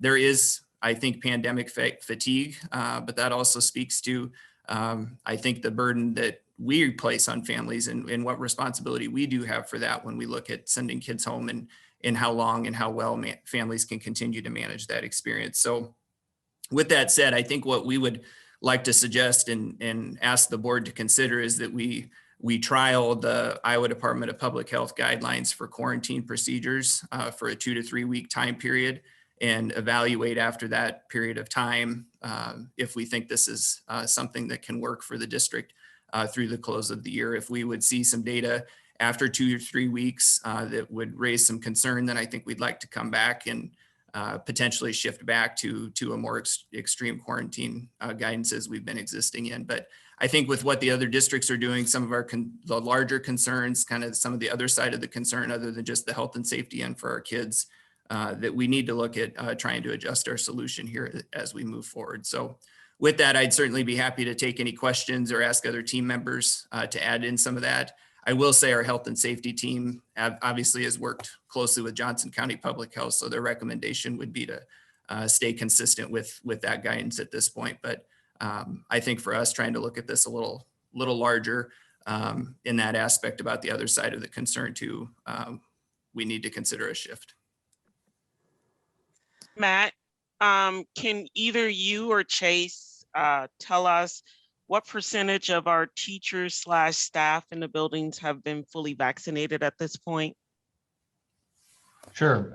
That number's roughly 90%, Ruthina. I mean, obviously they signed up for appointments or we put them in contact with vendors, but we didn't make them report back to us whether or not they got it or not. But through that system, we're at 90% or just above that at this point. And Chase, I think we also note that the dashboard reports that the number of positive cases for staff has really dropped considerably in the last 3 or 4 weeks. Absolutely, Charlie. I think there's a strong correlation there with the vaccine of our staff and all of our buildings. Okay. So Matt, this is Charlie again, and with audio, this is much better, frankly. What number what reduction in students who are being quarantined are you considering in making these recommendations? Sorry, I'm not sure I understood your question. Well, we know about how many kids are being quarantined now, at least in the last 2 or 3 or 4 weeks. So are you thinking about reducing that by half? By 10%? Charlie, can I jump in? I think what Sure. he's asking is if we adopt the IDPH quarantine methods, what number of kids will we then see fall off that current quarantining list? Is that what you're trying to get at, Charlie? Yeah, okay. Yeah. If you know. Yeah, well, yeah, I'm not sure we could necessarily predict that. I think what we'd actually want to monitor it against, if we're going to do it for a period of monitoring, it would be to actually see the infection rates in students. And so if we felt like the infection rates in kids were increasing and that number was becoming problematic for something for us to be able to continue to negotiate through the year, I think that would be the change. I do think part of this is trying to get more students back in school, have fewer quarantines, but I don't think that's where we want to measure our success or failure. I think we'd want to be measuring our success or failure based on COVID positive tests. And if we're having high numbers of those increase, then I think that would be time for us to consider additional quarantines because it's a mitigation effort. Well, could we, my preference is that we actually don't do an experiment using students, but we have some idea about what we would predict in terms of change in positive tests. And do we have that information, just for indication, or can we get it from the health and safety group about what they think we would see if we change of quarantine practice in terms of students with positive tests? Well, I don't think we would want to be in the business of trying to predict what that's going to look like. Charlie, I do think Johnson County tried to share some of their data around those enclosed spaces and the likelihood of positive cases coming from that. So I think it'd be hard to predict out numbers in there. I certainly am not suggesting we experiment on kids. I think what we're trying to do is know that we have some evidence from some other school districts that are able to make this work and that they've been able to sustain a situation in a similar capacity, and that we should just do some data checks to make sure that it's not something that we just adopt and then never look at again. And so that was the suggestion there, not to try to say we're going to experiment on kids and wait for them to be sick or anything along those lines. I think it's trying to use some of the data and information we've seen from other school districts do it successfully. I guess I'm not clear right now that we're That's what is going on in those other school districts would would let us predict that if we reduce the number of days kids are in quarantine or the number of kids in quarantine, that we will not see increases in positive cases. Well, Charlie, it's Chase. And I think to look at it a different way is, even though we've been, and you're right, I don't think we can just say what's going on in Des Moines is going to let us know what's going on here. So I agree with what you're saying, but you know, we report our information in a variety of ways, and we do report positive cases as well as presumed positive, but we can break that apart. And so if we, you know, if the board was to support Matt's recommendation of looking at this over the next 2 to 3 week period, we would focus in on that number of what are actual cases looking like in our building. And so if we saw an uptick in those actual cases, that would help to provide us to know that we're seeing a change in those in that number. So rather than looking at the number of students that are being quarantined, we would focus more on that number of actual positive cases, because that would let us see if there was something different in terms of positive students once the board made this change, or if the board made this change. Yeah, I agree, Chase. And we clearly the metric or what we're trying to do is not increase the number of positive cases. I was just trying to give you an idea, I think, of what we would measure it against based on the data that we've already collected.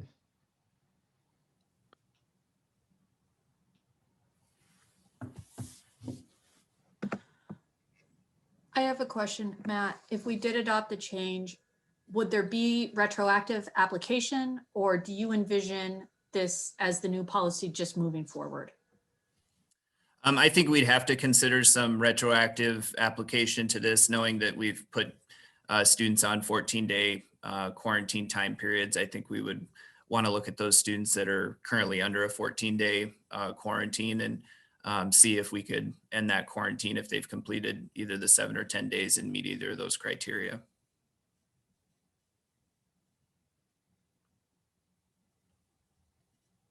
Matt, question for you. On the quarantining with both individuals masked during an encounter, if there was a student, someone in the school building who was positive, people were with masks on around the person, would we be notifying people that there had been a positive case in the building, so that even if you were wearing a mask, you could then go into that kind of monitoring mode? Are we still going to be communicating with families that way? Matt, do you want me to take that? Yeah, go ahead. I saw you ready to jump in. Sure. Janet, you're exactly right. So that's what the Iowa Department of Public Health guidance requires, is that if you're masked, then you have to self-monitor. And so the only way that they'd be able to do that is if we let them know. And so Okay. We'll have to work with Jess Jimerson and the nurses about how that looks differently, or how we have to adjust those protocols.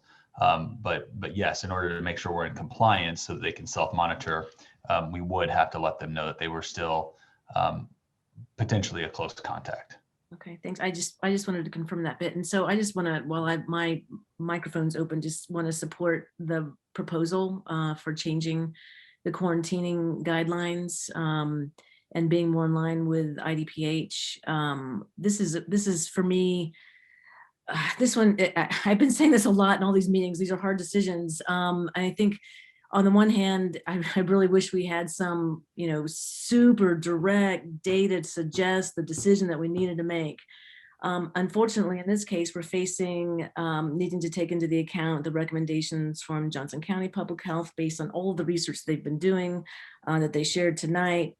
We also have the impacts on students' grades and mental health, and some of the other factors that we're looking at from more of a social, emotional, and academic learning perspective that is in addition to the health data that we have in front of us. And I think, I feel like my view is we need to find a way to balance as effectively as we can those two really important considerations: health and safety, social, emotional learning, and academic health. And we're trying to thread a needle that's really, really narrow. And I am concerned about the academic impacts and the social emotional impacts, especially on students Lisa had mentioned second language students, low-income students, et cetera. We just have a responsibility to ensure that we're doing everything we can to ensure health and safety, but also not leave too many students behind. And so this is a really tough one, but I'm supporting the recommendation, Matt, that you and your team have put forward around transitioning our quarantining guidelines to be in line with IDPH.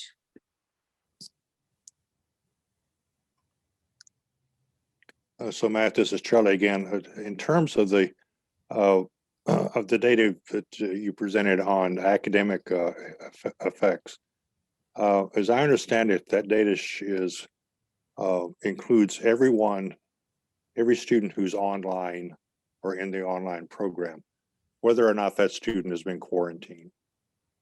So it's hard for me right now to see for sure, or to see with a reasonable degree of assurance, that changing the number of students who are quarantined and therefore getting some kind of online or having to do some kind of online learning is going to affect the number of students who are having some difficulties academically with online learning, online course taking.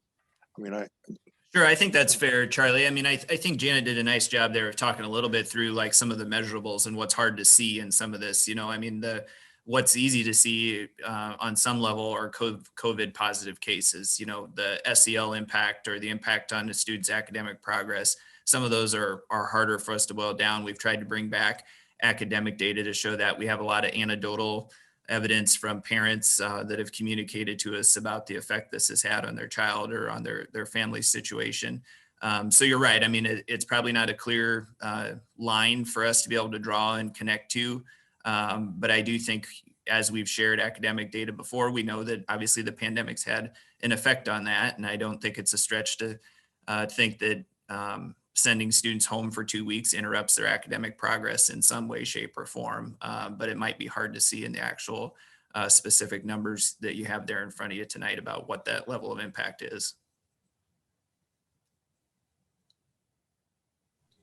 Yeah, I'm sorry. Did I interrupt somebody? Go ahead, JP. You know, this is tough. I mean, we've been following Johnson County all along. Honestly, you know, the governor posted to her Facebook page the other day, you know, her in the airliner with no mask. And, you know, so it's hard for me this whole time. We've been struggling. We chose to defy the governor because we didn't feel that the leadership in the state was taking this seriously enough.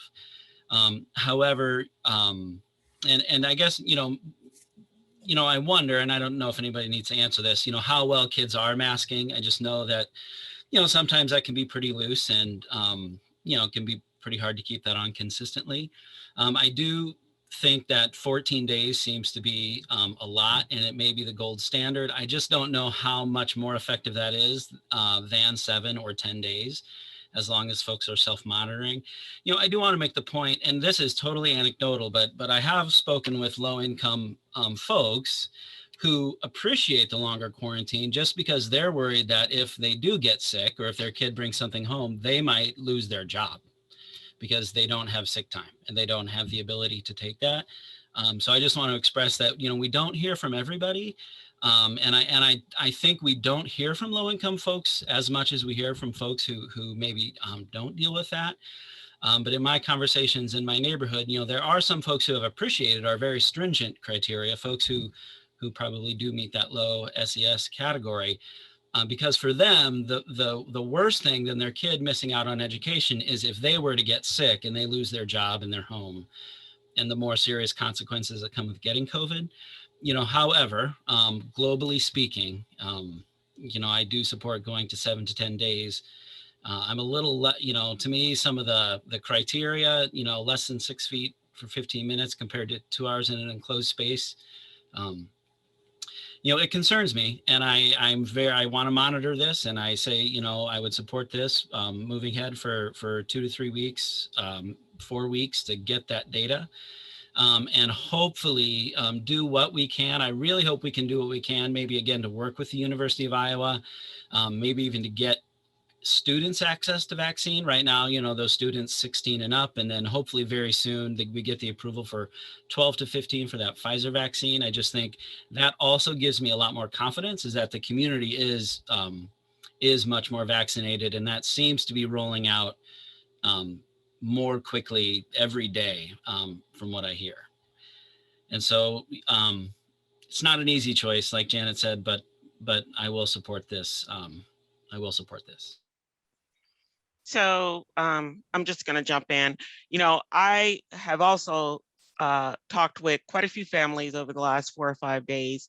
A lot of them low income, a lot of them struggling with students that need that supervision of being in school. And there are some kids that's on that quarantine list right now that their parents can't be at home. They have to work to keep the lights on, food on the table. And so there are concerns that our quarantine policy is causing some significant harm, not only educationally to these kids, but also socially, because their families can't be there to ensure that they're not out doing something that can get them in trouble and perhaps make them another hashtag, God forbid. So I'm supportive of doing what we can to ensure that we keep our students in our buildings being educated and getting that guidance that they need from their teachers, guidance counselors, so we can prepare them for a future outside of Iowa City.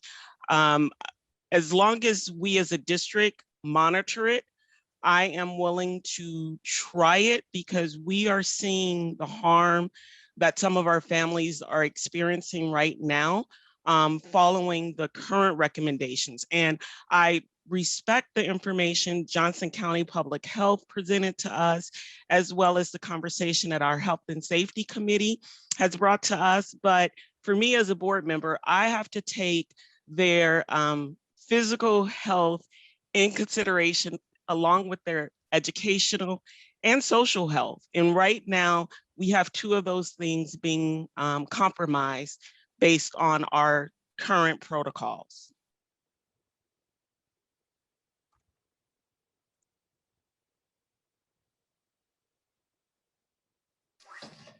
I guess I'll jump in here a little bit. I think all 3, Johnson County and Iowa and CDC, this entire past year, right? They've talked about this layered approach of mitigation, right? You put in physical distancing, you put in mask wearing, you put in this, that, and the other thing, right? It's all these different layers that you put into place, and each one you put into place drops the risk every time. And I think one of the things that perhaps a layer that we have control over is putting our kids in the school, right? And we have some control over those kids and what they're doing when they're in school. I can tell you when I'm working at home and I look around my neighborhood, I see kids during the day and I'm wondering why they're not in school. Well, they're not on their screens either, right? They're doing whatever. I think we are taking a barrier away potentially with so many kids in quarantine.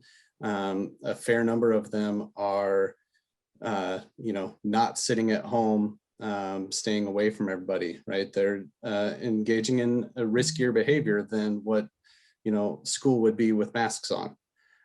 So I think that is a layer of protection that we can offer, is at least from, 8 to 4 timeframe. I do, I work for a company that has had pretty strict, shift segregations and quarantine protocols and things like that. But I will tell you that we have also updated them as time has gone on, as we knew more about things and how the other mitigation steps that we have in place, right? We have adapted and moved some of the goalposts. So I feel confident in being able to do that. I would tell you that I'm supportive of what Matt and the admin team are bringing forward, because I know that, what's in Matt's head is what's best for all of the kids, right? And in a holistic approach, not just what's best for whether or not they're going to catch a virus, but also how are they learning and how are they just growing as people. So I believe that the intent there is to absolutely have a holistic, well-rounded approach on how we can best help our kids. So I support that. I do feel quite a bit better about the reducing of the days of a quarantine, and perhaps even, looking at the 6 to 3 feet than I do just if everybody's wearing masks and nobody quarantines. But I understand that there is data to support that as well. So if, we have 8 weeks left of school, I'm thinking that,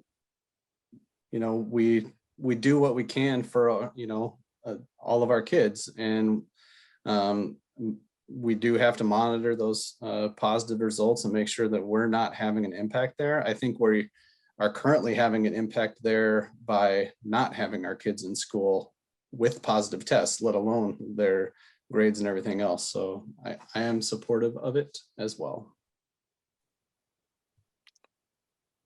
So Matt, who's going to decide about which kids are going to be asked to quarantine and how long that quarantine is going to last? Is that still going to be the Johnson County Public Health and the school nurses? Yeah, we would still go through our contact tracing process for that, Charlie. But Johnson County Public Health has been actually doing that contact tracing. Is that not correct? Our nurses complete that work along with some of our staff. I think you heard Johnson County talk about when they get a confirmed case, the steps they take surrounding that. But the notification to families has happened through our group. And the decision to quarantine a student for 7 days instead of 14, or 10 instead of 14, that'll still be made by the Johnson County Public Health with the advice of the nurse, or is the nurse going to make that decision entirely on their own? Well, I think it goes to when they contact trace, talking about, it'll be dependent upon if the student is able to get a test or not too. So 7 days with a negative test or 10 days without a test, that period of time will be adjusted accordingly there. So Chase, I don't know if you have anything else to add on to that question or if I answered it completely. You answered it. I mean, we would go in and adjust our protocols about when our nurses follow up with the families and looking at what that return date is, which they set right now with the families. And so we would have to change the information that we share with them on the front end to what those touch points would be at the 7 or the 10 days for our nurses as they work through that process, Charlie. And so those would be the contacts. And Matt's right. It's when the person has the COVID positive case that piece gets turned over to the county.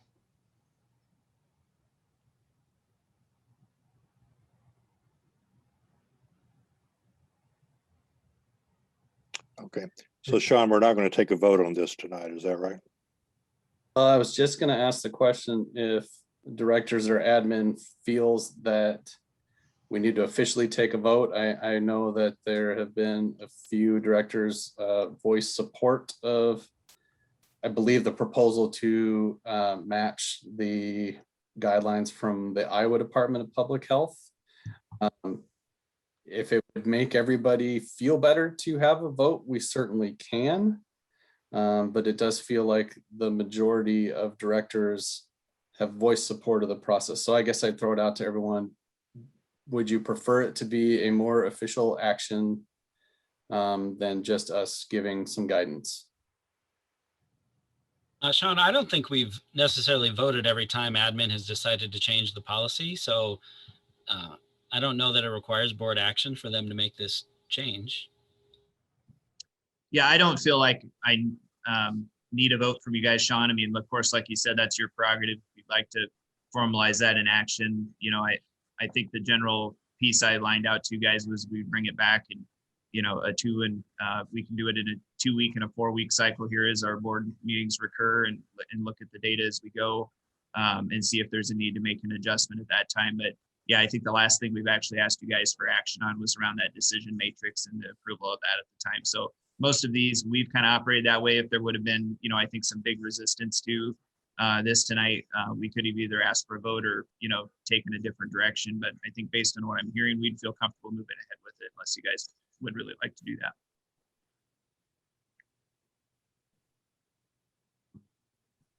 Kind of looking at other faces to see if anybody wants to say something. Yeah, I'm just, Matt, if you felt like you needed to vote for clear direction, I'm happy to make a resolution and codify it that way. However, if we've got board support to proceed with your recommendation. I just want to make sure that we are clearly making a decision tonight to move forward in this direction. So there's no confusion. You talked about needing to look at kids who are currently quarantining and looking at how long they need to stay there based on when they started. I mean, I just want the clock to start ticking tomorrow. That at the school board meeting tonight, we made this clear directional change, and you've got the orders, if you will, the marching orders to proceed. And I just want you to feel comfortable that you've got what you need tonight. Janet, thank you for that, because I guess I would want to make sure that it's clear of we are relaxing some of the rules or we are changing to match the Iowa Department of Public Health recommendations and in total. That's what I would want to make sure we are clear on. So it sounds like maybe it would be good to clarify that then in a motion. I mean, I think what we're suggesting tonight is that we move forward starting tomorrow and Wednesday, April 14th with Iowa Department of Public Health recommendations for contact tracing or for quarantining students, and that we would apply those rules also retroactively to the most recent quarantine students. And so if somebody motion, I think you just said it. All right. And I move that we adopt the IDPH contract tracing and quarantining rules and all the other details that you just noted, Matt. Sorry, I didn't quite catch all of that. Second. For discussion, so does the motion, Janet, include the provision that the staff will report any change in student infection at the next meeting? Because I don't know that it needs to be part of the resolution, but I think it is a practice that the district will follow to bring. I mean, we see the data, the dashboard's updated regularly, but I think we could make sure that we have another discussion item next board meeting on what the data is looking like after this change. I don't know that it needs to be part of the resolution. That's my 2 cents.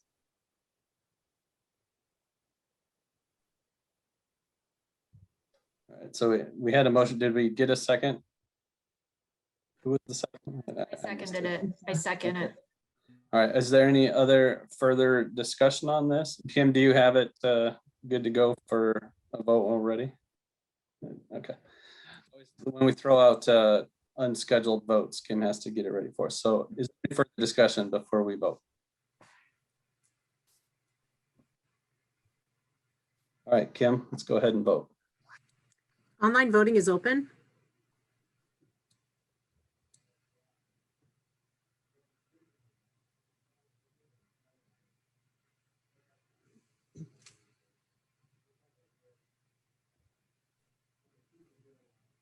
All votes have been cast and the motion carries with directors Godwin, Clausen, Malone, Eystone, Williams, and Etsy voting yay, and Director Easton voting nay.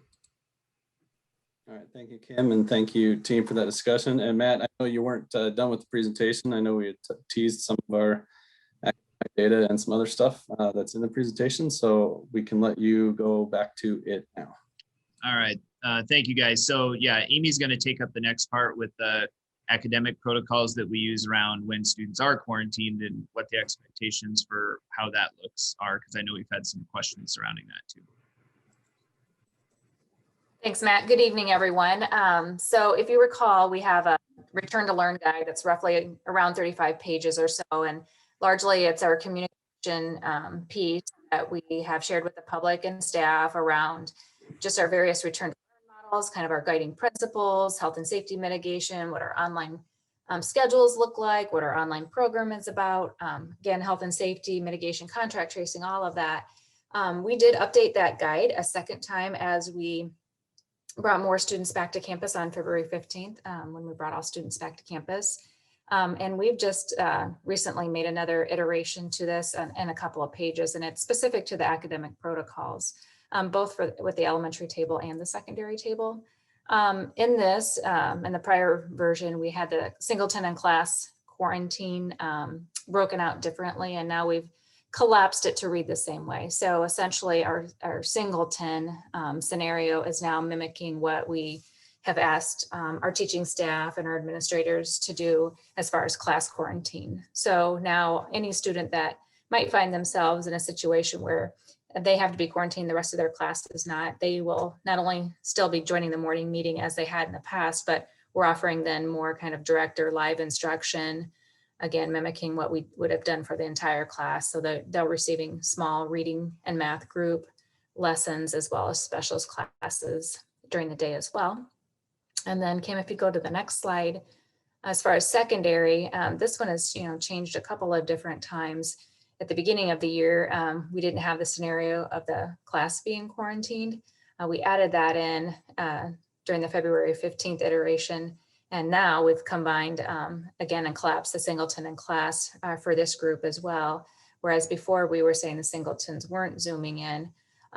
We are currently saying they're allowed to do that, encouraged to do that as well. And you can see the different kinds of ways that teachers might be creating other opportunities as well, because maybe it's not beneficial necessarily for them to zoom in that particular day, depending on the class and the nature of what was occurring. So there's some other possibilities there, but we've essentially learned along the way that we've seen our students, unfortunately, some of our students have had to be in quarantine on multiple occasions, and we just didn't feel good about some of the strategies that we had in play there. So went about making those corrections and communicating those back to our team.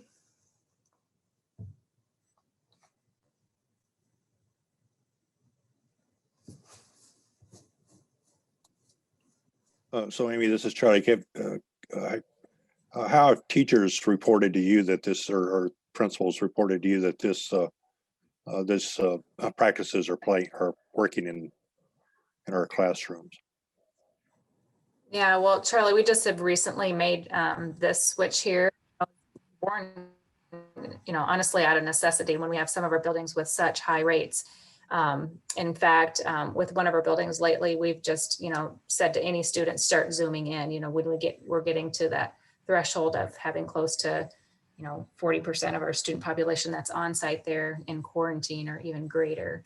So I don't have a great answer for you. I haven't talked specifically to any of our principals recently about this change. Again, it was made more recently, but we did have, we certainly have heard them asking for this type of change, at least a few of them. So I know with those two particular individuals, they would have been happy about that. Okay, thanks. I was just going to say, Amy, I think it's very important that it's clear that information is sent out clearly to, the student and the family on how to do some of that access. That's been the complaint that we've heard, right? They're instantly told they're quarantining and then they have no idea what they're supposed to be doing. Like, even how do I get a Zoom link or whatever? So I think that's very important. And I think with what we're looking at with, theoretically reducing the number of folks that are quarantined, it's not reducing it to zero. There are still going to be some folks, but I think it's a little scarier to me when there's one student that may be having to quarantine because of a positive test or whatever it is, and the rest of the class is going on whatever way they've been doing it. It's easy for that one student to kind of get lost in the shuffle, and I want to make sure that we're very deliberate about making sure they know what they're supposed to be doing during that time frame, right? When you have a whole class quarantining, it's a little simpler, right? Because everybody's kind of in the same boat. But when you have those one-offs, which I think will be a bigger number now, that's a little scarier to me, that we're just making sure that we're really clear on what they're supposed to be doing. Certainly.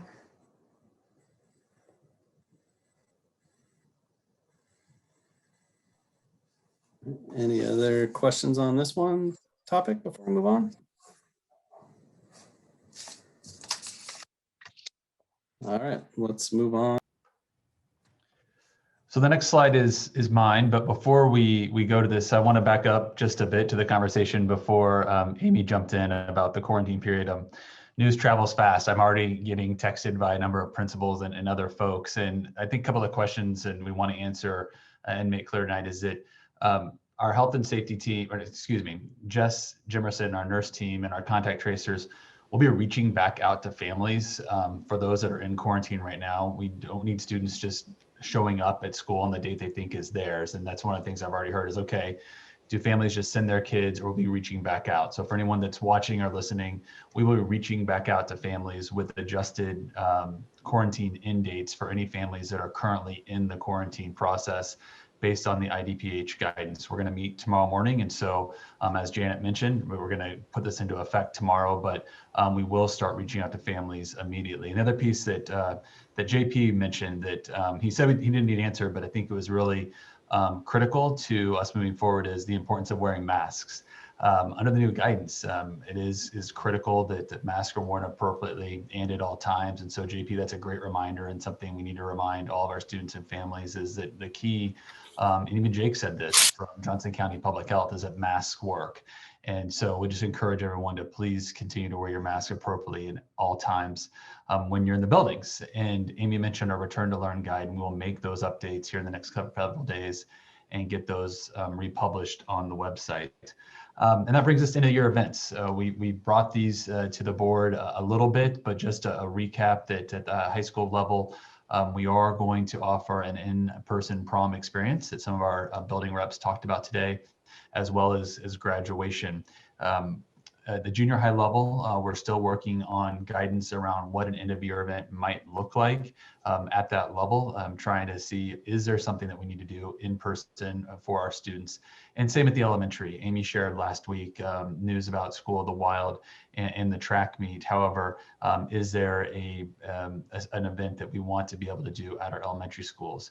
We've set May 1 as our date for guidance for the elementary and the junior high on that. And while it's not on this sheet, we've also set May 1 as the date that we're going to provide any revisions to our summer guidance. Of course, with the change in tonight for our quarantine protocols, that will impact this as well. But we know we have lots of programming throughout the summer, and that with things changing as quickly as they do in the current landscape, we wanted to wait as long as we could, but we also know that people need information for planning purposes. And so any revisions to our Return to Learn guide for the summer will be out May 1 as well. I'll take any questions on that, or any lingering questions on quarantine protocols.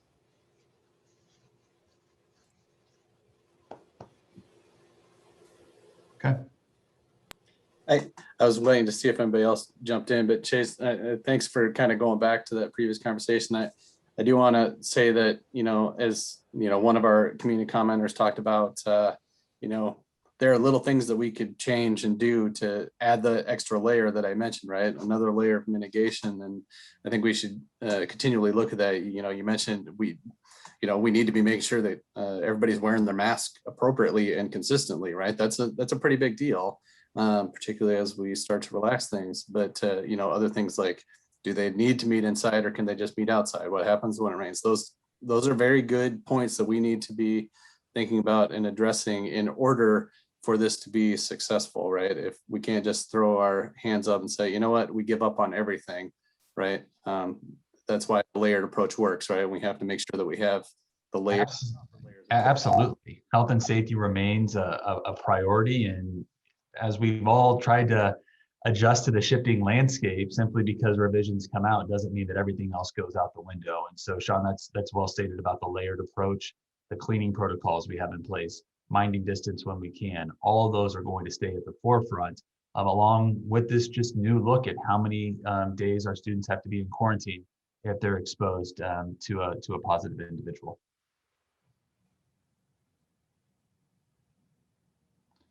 Okay, so Matt, Amy, Nick, I'm not sure who we go to for the secondary grades. Yeah, so thanks, Chase. So Nick's going to take us through the secondary grades conversation and present some of that data to you guys this evening. So Mr. Proud, go ahead.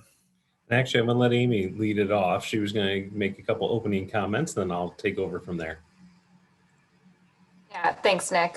So I just wanted to start out by saying, this is the more difficult data that we're going to share with you tonight is showing the failure rates for our secondary students. And while Nick will lead us through that, I do want to just take an opportunity to thank the students for all their hard work, during this unprecedented time, our teachers for working closely with the students to do their best in this teaching and learning environment that they've never found themselves in, connecting back to students and working so hard to get students help to get their grades up, as well as to our administrators. And Nick is going to talk at length about the conversations that are happening regarding what we're seeing with the grades. So last time we were able to share our FAST data for kindergarten through 8th grade students, but tonight again we're going to walk through our secondary data with you. It provides a look at how our students performed second trimester. We've made some comparison to how it looked a year ago. So during the 2020 school year during second try, we've got that comparison built in there, as well as what it looked like for first trimester. I'll make some observations and then share again those action steps that have been taken, as well as those that are on the horizon. So with that, I'll turn it over to Nick. Thanks, Amy, and thanks to the school board. It's kind of exciting to share something different, but now that my role has changed, being on the teaching and learning side, to talk to you about secondary grade data. And, I really appreciate a lot of the comments that have been made already, kind of acknowledging how difficult this has been for kids during this trimester. I mean, the impact, it's had impacts on their education, obviously, and it's certainly reflected in some of this information that you're going to see and some of this data that you're going to see.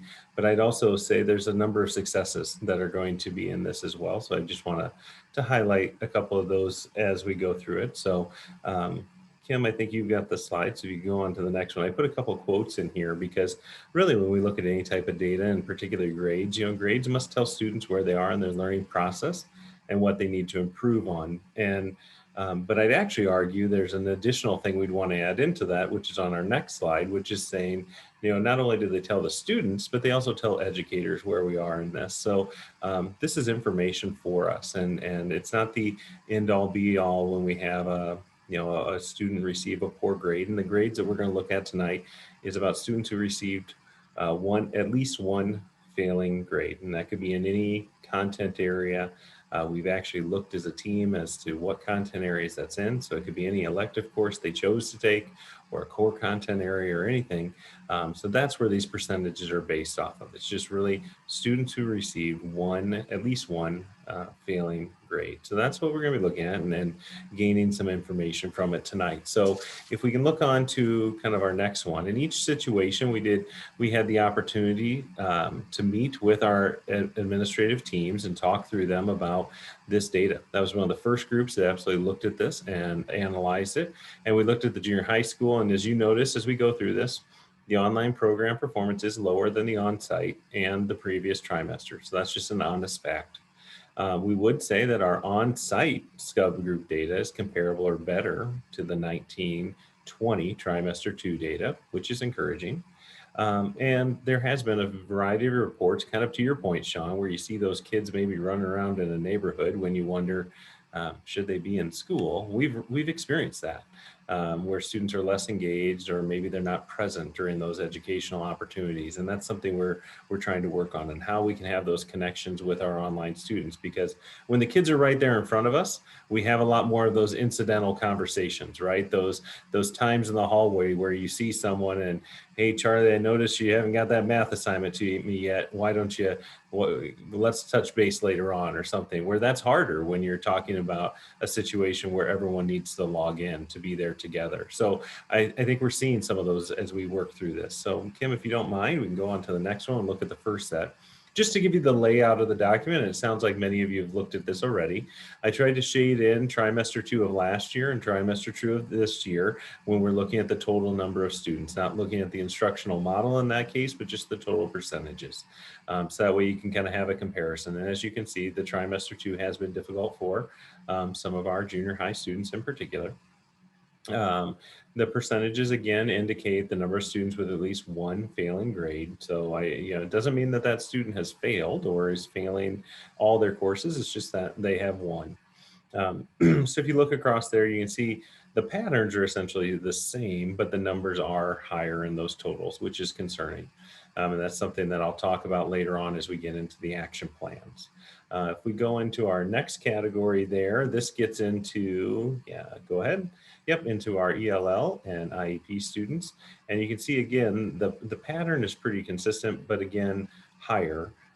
If you look at some of the on-site data, we did make some nice, I wouldn't say progress, but it's kind of to what we talked about there. Our on-site ELL students are having a little better success than the total in the trimester 2, as well, just marginally in the IEP category as well. But our total is concerning. In particular, some of those where we're looking at some of our students who are online. And we've been having extensive conversations about how we want to approach that as a secondary leadership group and what we're going to do hopefully moving forward with some of those subcategories of students. If we go on to our third slide here, this is going to get us our demographic data. And this is our typical demographic data that we break it out in the same format. So you can see it's not all that much different than in previous years in trimester 2. It's just some of the instructional formatting is certainly got some significant numbers there. So we're continuing to work on this. This is obviously a hot button conversation within our junior high team, and we'll continue to navigate that. The next piece is our high school data. In the high school, we have pretty comparable data from trimester last year to trimester this year, which is encouraging. And sadly, as we all know, the next time we share some secondary grade data, we won't have third trimester data. That will be something we want to bring to the table because of kind of the circumstances of last year. We had some really positive movement. I think our principals are quite proud of some of the efforts that have occurred in the on-site model. Now we need to figure out how we can best do that in our online model as well, because we have had some nice progress being made. And then again, schools have experienced some challenges, which is certainly negatively influencing some of that online program data. So if we look into the numbers, we've got the same charts for you here in the high school. First off, you'll see if you compare the trimesters, it's really comparable ultimately. There's some subtle increases. I would draw your attention to some of the on-site data, which we are encouraged by, where you're seeing almost all of those are lower, and in some cases much lower than where it was in the total in trimester 2 last year. So that's encouraging. So we know we have some things that are working. But we also have some things to work on as you look at some of the online data. So that's a piece that we need to continue to explore in our high schools, but I can say that we had some really good progress and some great efforts going on to connect with kids and help them kind of get those grades up to a passing level or help them understand the learning that they've missed out on. If we can slide on to our next one, you'll see again the ELL and IEP students. Obviously not where we want it to be. Our totals are pretty comparable again, a little bit lower in the IEP total, which I felt was pretty encouraging. Some of that ELL data isn't where we want it to be, obviously. But the on-site again is a little bit lower and making some great progress there. And then finally, we'll get into our last one where we look at the demographic data related to grades, and you'll see the pattern's pretty much consistent. It's not where, again, we want to make improvements in this. We understand that we have some achievement gaps, and those are things that we need to be addressing at all times, and they're apparent in this data as well. So if you go ahead to our next one, some of the specific action steps, and this is where I was going to spend a little bit more time. Our building administrations analyzed the data and shared it with teacher leadership teams, if not wider audiences, and worked on what their plans are going to be. I've actually had the opportunity to visit all but one of our schools thus far and going through some of this specifically, and then having other meetings where we're going through that data and thinking about the action steps that are specific to those schools. If you look at our second one here, we've been looking at subgroups of students that have identified and are putting in additional efforts to improve that performance during the third trimester. And in our high schools, credit recovery is so important, and we have some students who are truly in a credit deficient situation, and we're making some targeted efforts and supports in May and June to help recover those credits and help kids recover the learning. It's not just about the points and the grade, but also the learning. And then on the next slide, there's a few more. We're beginning to embark on some grading reform work in the district where we're looking at our grading practices and seeing what we need to do in regards to our secondary school, about some of the grading practices that are in place in our classrooms, and asking questions about what those should look like, and maybe if some of those things should be consistent across our settings. We will have our traditional credit recovery this summer, and we're also looking at planning some programming, whether it's boost or jumpstart type program with some skill recovery in late July and August. And then kind of as a lead in to an upcoming meeting, I think at the next board meeting, Adam and his team, we're going to be sharing, they're putting together some research about actionable insights in the areas of program design, implementation, and monitoring and evaluation of our online program. So that way we can have some data to go along with what's going on in our online program, and especially as we're going forward with it, where it truly is a program more about choice, related to like this year, where people were making that choice out of health and safety concerns or fear for their children or their own families or other circumstances, where as we look at this going forward and it's becoming like an entity like one of our schools, how do we track that and how do we track the success? And with that, I'd turn it back over to Amy if she has any closing remarks, and go from there. Thanks, Nick. No, I appreciate what you shared this evening. And like I started with, I appreciate the hard work and investment that's gone in on the behalf of the students and the teachers and the other staff, as well as the admins, to get our data to where it is. Because, when we're monitoring this, not only at the trimester, but of course at the midterm as well. And we have made some improvements since the midterm. However, we're not close to where we need to be. So with that, we entertain questions. I do have just one question, but I do want to thank the team, Nick and Amy, for gathering the data and presenting it to us. And it is reassuring to see that we're making strides, but also very reassuring to hear constantly that we're nowhere near where any of us want to be. And I know that this team will continue to work to get all of our kids at the level that we all can be proud of.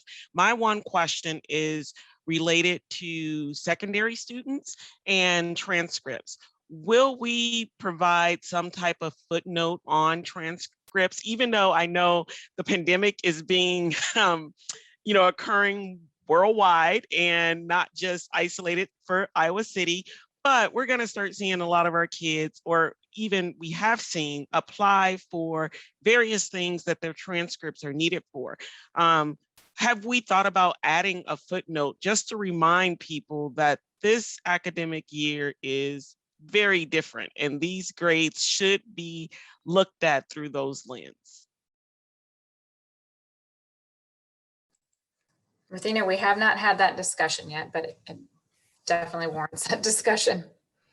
Yeah, I mean, that's a great point, Ruthina. Sorry, I was waiting. I was giving Amy a chance to reference that, but I do think that's when I consider some of the groups and opportunities we have to meet with is trying to share that information, understanding that a COVID academic year is different than a typical year, and I think the post-secondary institutions I've been able to meet with understand that. Now, I think as far as how that's going to be quantified or detailed out, I have yet to, hear some specifics on that, but I think that's a good question for us to continue to prompt. So thanks for that feedback, and one that we can definitely take forward. Yeah, I would just personally ask that we maybe consider that, just because I know that some of our post-secondary and employers have said that they will take that in consideration. I think having that official document in front of them with that footnote will actually help to remind them of that. That's just my point. I do have a question. How does the discrepancy data compare with, our typical discrepancy data? In other words, did it get a lot worse during the pandemic, or is it similar to the discrepancies that are there pre-pandemic?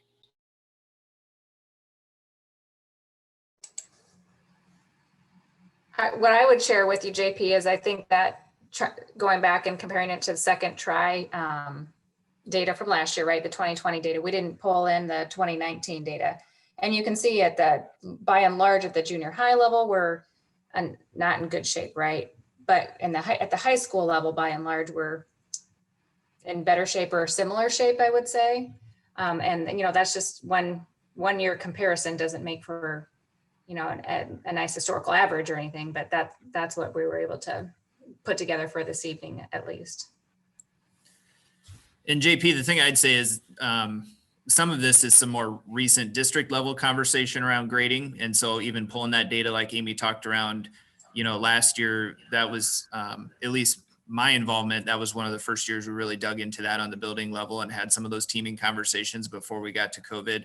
And so we've referenced a couple of times some of that work's been accelerated through COVID, at least the conversations around grading and how we handle grading, even if the results or outcomes aren't necessarily changed on that. And I know buildings have done either independent work of that before, but I would say just from a district level conversation and trying to dig into outcomes for kids, this is definitely one we've had a lot more involvement in the last 12 to 18 months.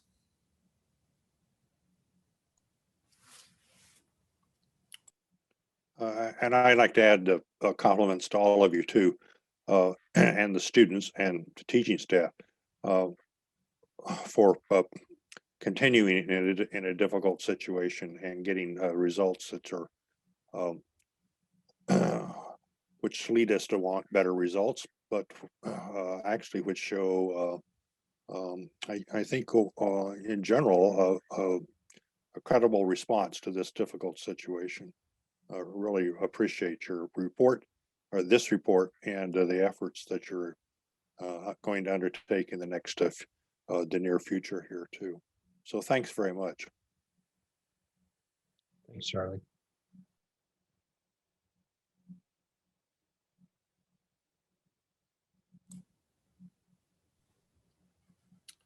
All right, I see a lot of quiet faces.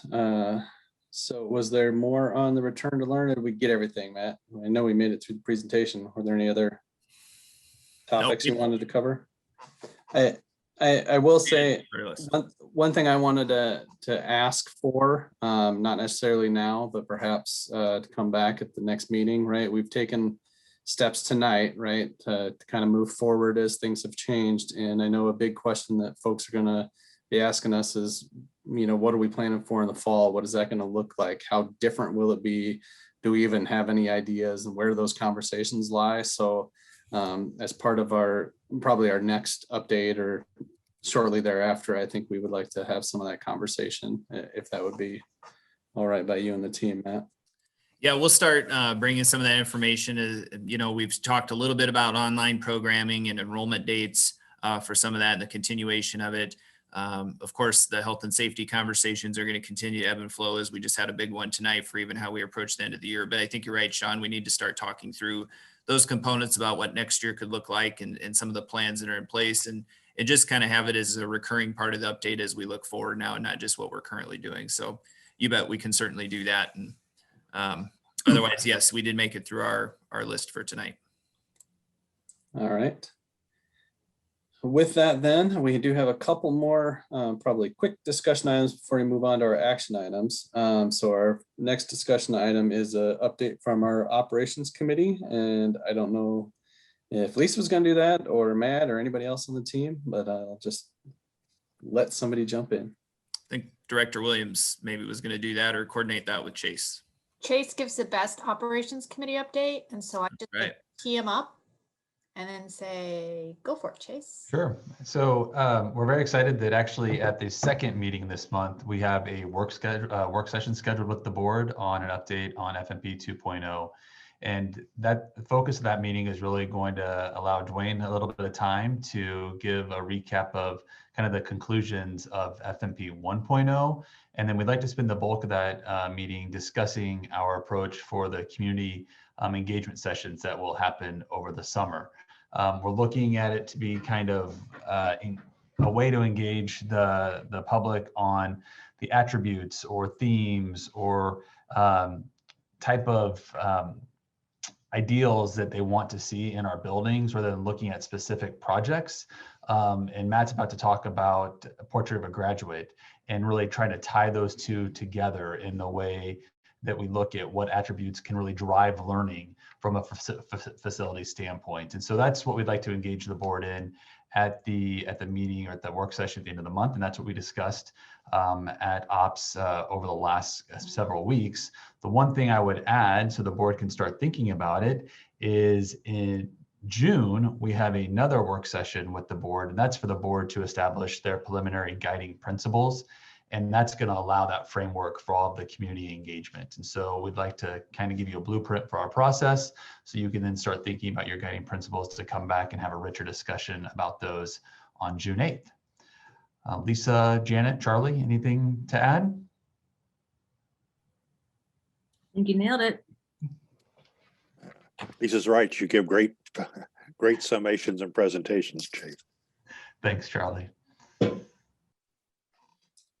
All right, as I said, we do have, you'll see it on our agenda sitting here, a work session at the next meeting for that. So are there any quick questions directors have for the committee before then? All right, let's go ahead and move on to the last discussion item, which is an update on the portrait of a graduate work. Yes, thanks, Sean. So we completed our second design team meeting through our Portrait of the Graduate process with Battelle for Kids. Our facilitator has been Dr. Lewis from Battelle for Kids. And in this second meeting, what we really worked to do as a design team was to funnel up some of the major competencies or the competencies that the team has felt as that they've identified as the most important. Some of those include things like critical thinking, communication, adaptability, empathy, learner's mindset. And so you're going to see or hear some more about those terms as we move into the next meeting. Part of that work then starts to involve defining out what those terms mean.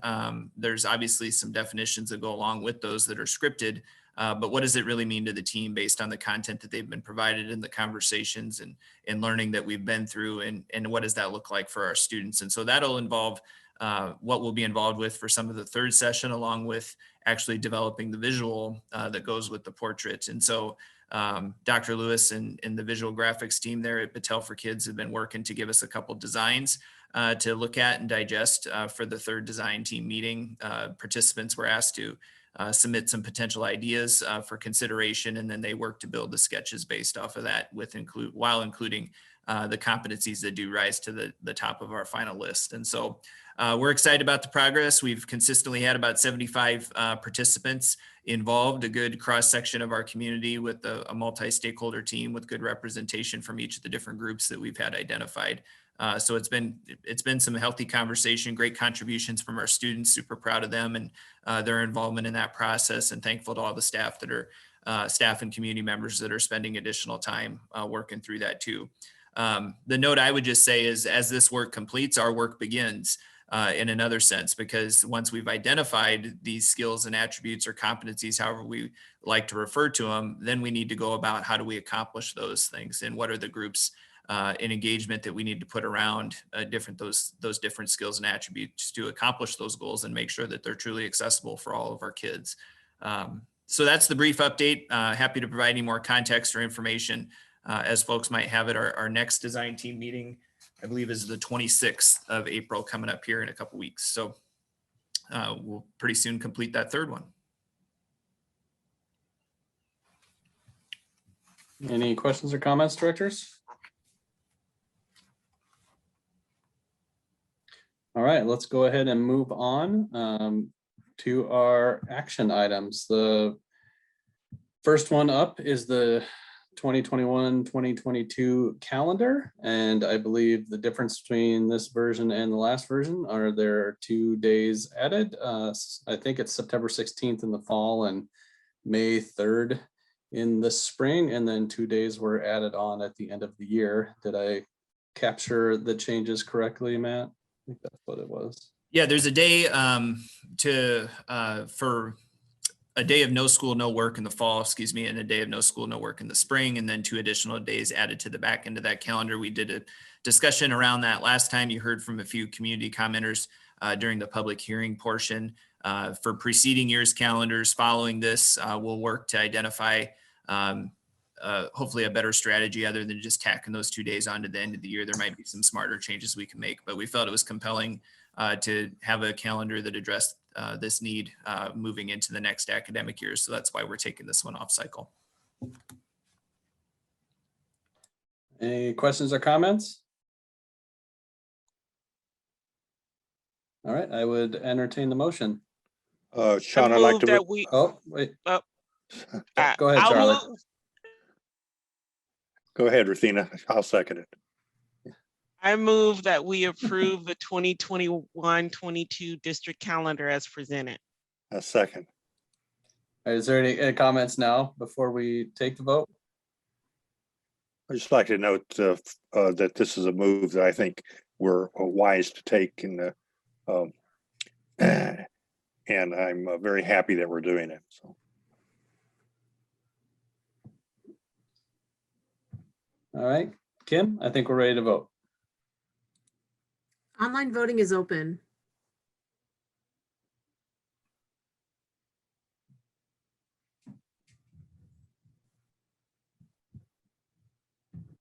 All votes have been cast and the motion carries with all directors voting in favor. All right, thank you, Kim. And we have one more action item, which is the proposed certified budget.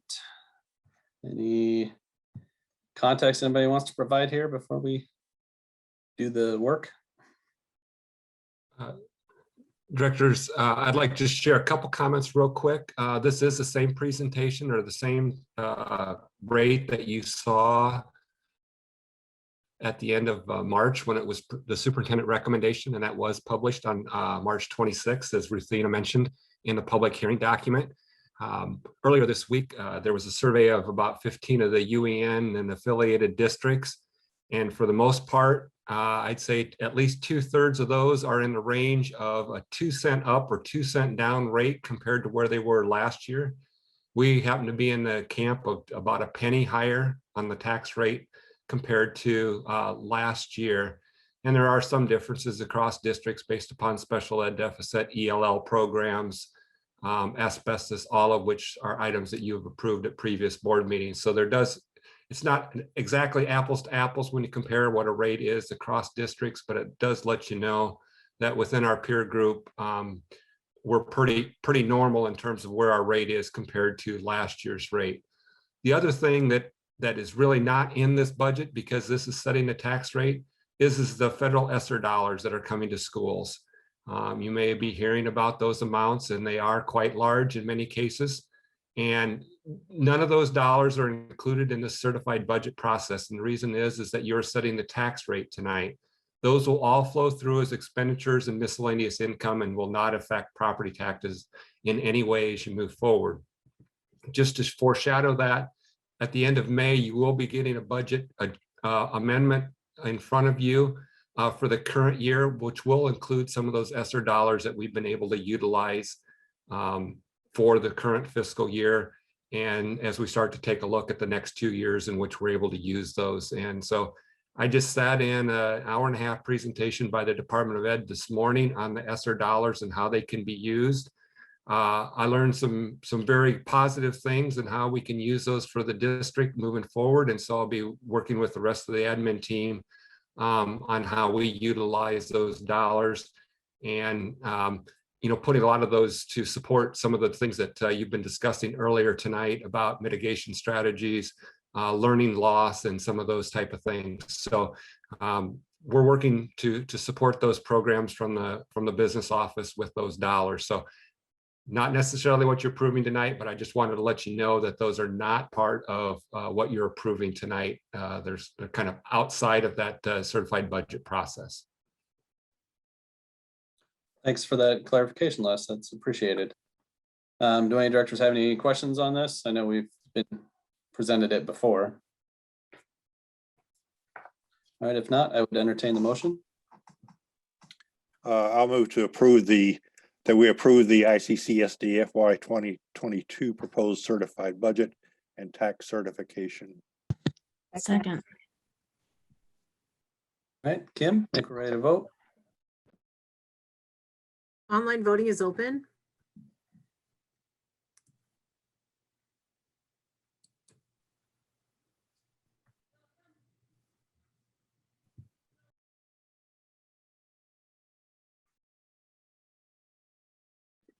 It's not coming up for me, Kim. I'm an I. All votes have been cast and the motion carries with all directors voting in favor.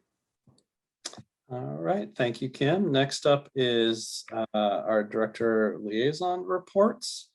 Is there any pieces in here that directors would like to talk about?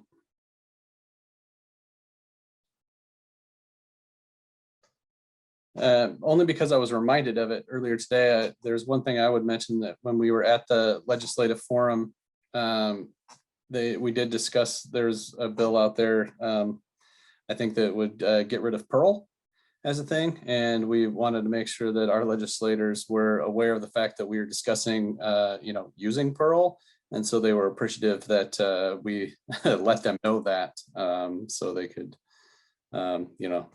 pass that information on. So that did come up, and I just wanted to mention that. Director Eystone, that is House File 532. I believe I have the number correct. And that Pearl legislation is tacked into the legislation on providing a stimulus, a state stimulus or COVID response budget, whether it be on a per pupil basis or whether it be on days of attendance. So they're kind of tied together, and the Pearls kind of get buried at the bottom. So I appreciate you sharing that information, and it is in the same bill. So Thanks, I appreciate that, Les. Anything else, directors? All right, let's go ahead and move on to our agenda setting. As Chase mentioned, there is a work session after the next meeting to talk about FMP. And then, before that, in our regular board meeting, we have our usual consent agenda items, and another return to learn update, and it's time for another equity update. And we will have the portrait of a graduate update will be shortly after the next meeting, I believe, that they have. So kind of all of the usual suspects there. Is there anything else we need to add, either directors or Matt, to that meeting on the 27th? I was thinking about two things. One we might be more ready to talk about than another, but preschool and CPE. And so I think preschool might be a more timely conversation for us to start, and we can maybe just put in the hopper some additional conversations on CTE in the coming meetings. But that might be a nice one to pair with the next work session, unless we're thinking we could just fold it into the FMP topic. So if we wanted to delineate it out, that would potentially be a good one too. Hey, Matt, just one other one that I apologize to not give you a heads up, but we probably need to schedule an exempt session to start discussing negotiations. I know it's been kind of an odd year, but negotiations season is usually in high swing. And so we probably do need to schedule an exempt if we can to start the ball rolling there. I will try and make sure that gets on the calendar. And I think, to Matt's question, I think it's a standalone thing is fine for preschool, and then eventually CTE talk as well. Anything else from directors?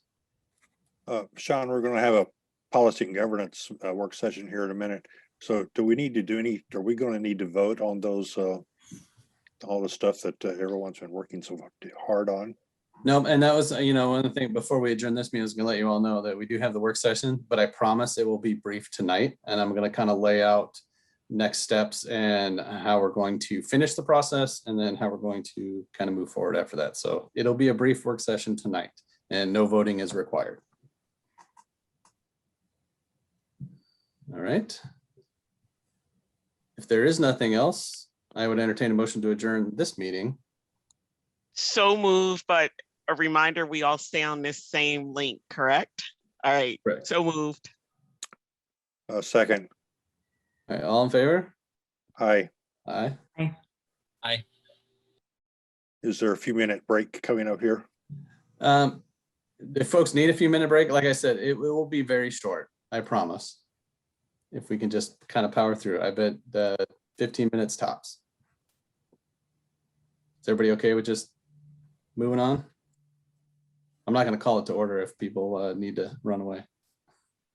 Everybody's cool with this? All right.